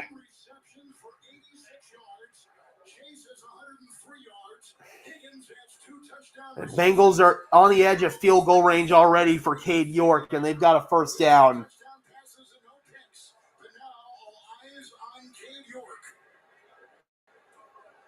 you're the Bengals, you still want to get closer. You don't want to make this a 54-yard field goal to win it. All right, 1st and 10. Probably just run it here if you're Cincy. And he cans it at the line.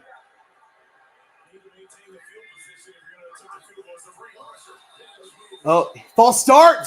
False start! Oh, that's big!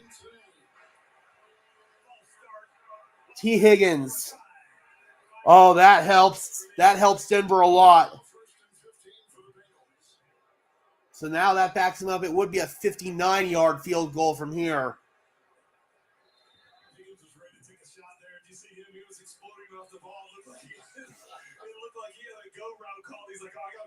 First and 15. Backed up to the 41.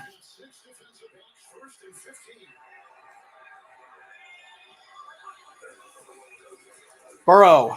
Caught. Slants. First down. T. Higgins. And they are well in field goal range now.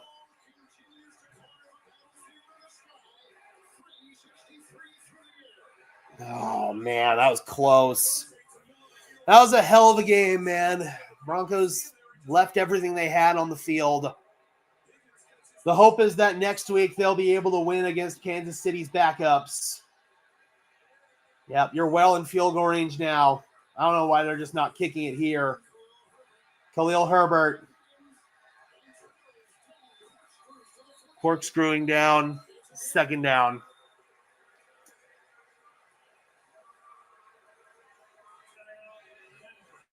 Denver calls another timeout. If I'm Cincy, I just kick it right now and good night. And remember, Herbert, the only reason he's in is Chase Brown. We have 20 carries in this game. Got hurt right at the end of the game, right at the end of regulation. Herbert with just his 2nd carry of the night. I don't understand why Cincy isn't just kicking it now. They're well in range. They can end this right now if they want.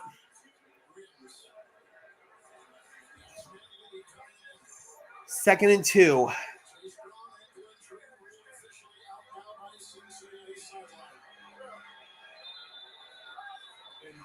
If I'm Burrow, I'm dropping to a knee right here. You're going to hand this off and risk a fumble. And 2nd and 2. They are denied. That's going to bring up 3rd down, but again, it doesn't matter. This game's over. And now here comes Cade York to officially break the Broncos' heart. Bo Nix is dejected on the sideline. I'm proud of this team too, man. I really am. And I feel really good about next week, especially after what we saw here. But now you're just hoping for a block. 33 yards. The kick is... Oh, my God! No way! He missed! He missed! He missed! He fucking missed! He missed! He missed! He missed! He missed! Bro! He missed! Ah! Ah! Oh my God! He missed! I just ran for the first time since I broke my leg. Holy crap. That was the first time I've run like that ever since I broke my leg. Ah! Ah! All Denver has to do is run this clock out. They don't even have to score. Oh my God. Oh my God. 1 first down basically will end this. Well, actually, they do have, since he does have 2 timeouts. But all you do is kill the clock. That's all you do. A tie is perfect. We want a tie. Tie is okay. Doesn't matter. Imagine. Okay, Cincinnati's going to take a timeout. Yes, we get in with a tie. We get in with a tie. We get in with a tie. That was a 33-yard field goal try by Cade York. Yeah, McPherson definitely would have made that. So Denver has got a 2nd down and 7. Just focus on getting first downs. Literally, all you have to do is drain out the clock. That's it. That's all you have to do. 2nd and 7. Bengals have one more timeout to use. They throw it complete outside. Marvin Mims lost yards. What's that freaking play call? Sean! You're killing me, bro. 3rd down and 9. 3rd and 9.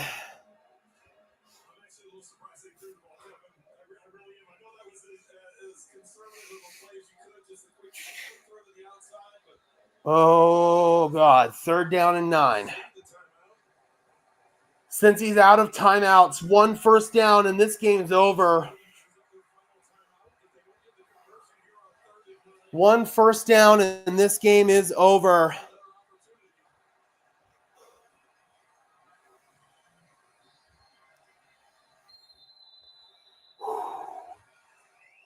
Third down and 9.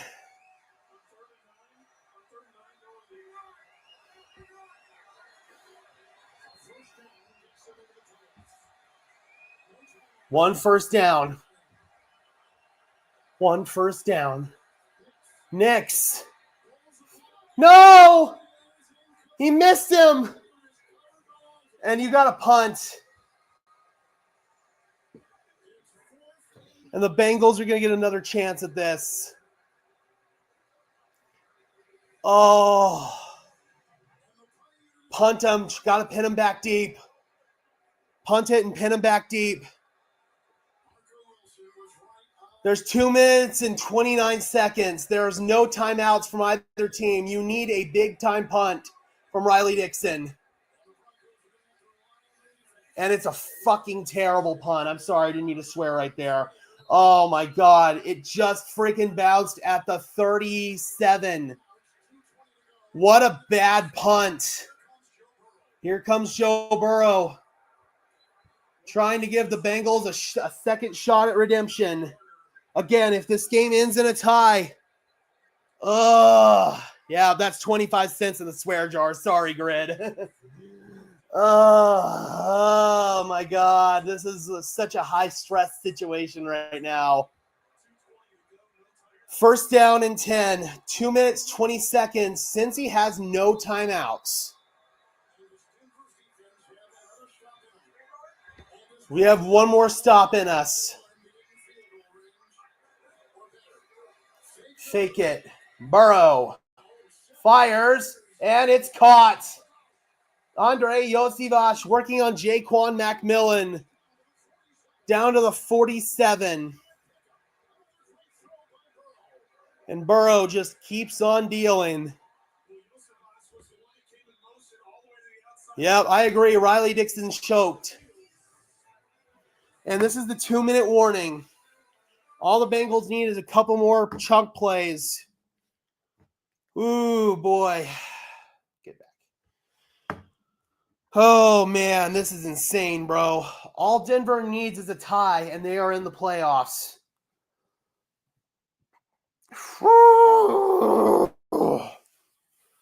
Gee whiz, dude. This game. Oh, this game.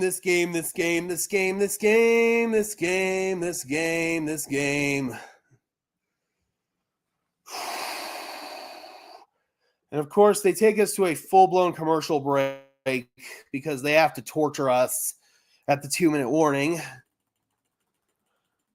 Literally, I just want to fast forward the next 5 minutes. freaking Riley Dixon, bro. That was one of the worst punts I've seen. Just like Brid says, Lions Syndicate, he could miss again. At this point, I just hope they don't even get into field goal range. Come on. Turnover. Turnover, turnover, turnover. First down and 10 for the Bengals.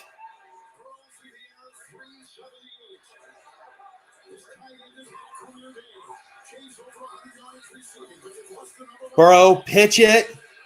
And Khalil Herbert, oh my God, first down and more. Khalil Herbert, well in field goal range now.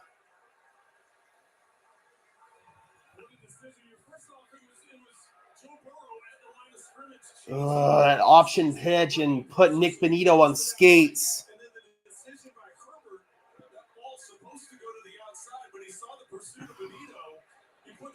Oh, man.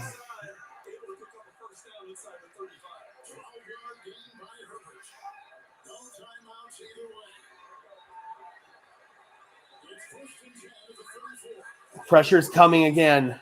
Burrow floats it. Incomplete.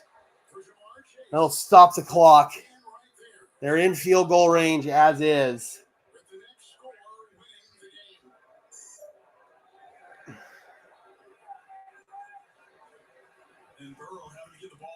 Oh.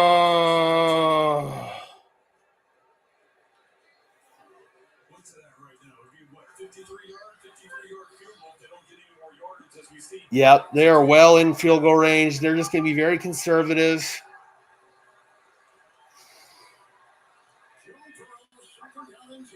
Joe Burrow. He's going deep.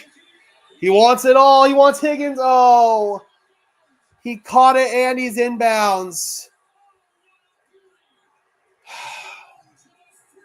Down to the 3-yard line. T. Higgins.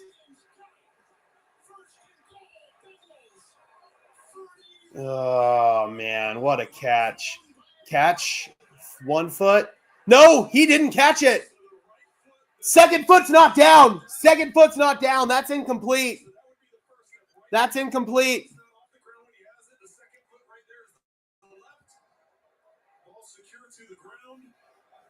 One. I don't know. Come on. Let's see.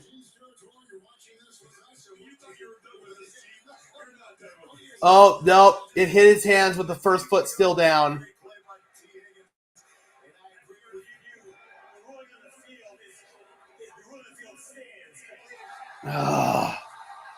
That's it. Game's over. Good game, guys. Really good game. That sucks. That sucks. That sucks. That sucks, man. That miss to T. Higgins, or I'm sorry, that miss to Troy Franklin is going to come back to haunt Denver. Burrow throws, caught, Higgins, touchdown, game over. Working on Riley Moss. And Joe Burrow is fucking fired up. What a heartbreaking way to lose a football game. What a heartbreaking way to lose a football game. And now the Denver Broncos are in a position where they have to win next week against Kansas City to get to the playoffs. Chiefs will be playing their backups in that game, but they should have had this one. They should have had this one. T. Higgins, man.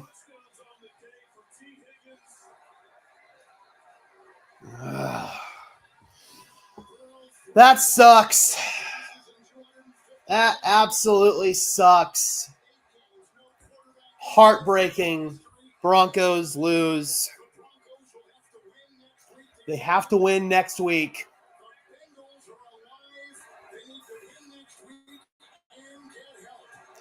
Broncos made so many good plays there, man. They had a chance.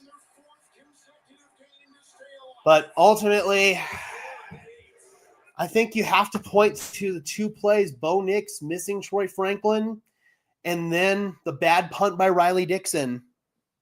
Those are the 2 punts, or those are the 2 plays that you really have to look at right now. And those are the plays that you're going to say sold you short at the end of this game. They had the opportunity to win this game and they couldn't do it. And now the Cincinnati Bengals, if they win next week and if Denver loses, they're probably going to the playoffs. Oh, man. Denver had so many opportunities and they just blew it. This isn't on Sean Payton. This is on players. This is on, honestly, Bo Nix for missing that throw, and this is on Riley Dixon for that horrible punt. The Broncos should have won this game, and they didn't do it. And they did not freaking do it. All right. We are going to dip out of here, guys. We'll see you on the post-game stream. Thank you guys so much for tuning in. Be sure to leave a like on this stream as well as subscribe to the channel. I would really appreciate it. Those are both free and easy ways to show your support. It helps tell YouTube's algorithm to push us out, and it helps us get seen by more and more members of Broncos country, just like you and me. And until next time, guys, I am your host, Gage Madrid, saying peace out.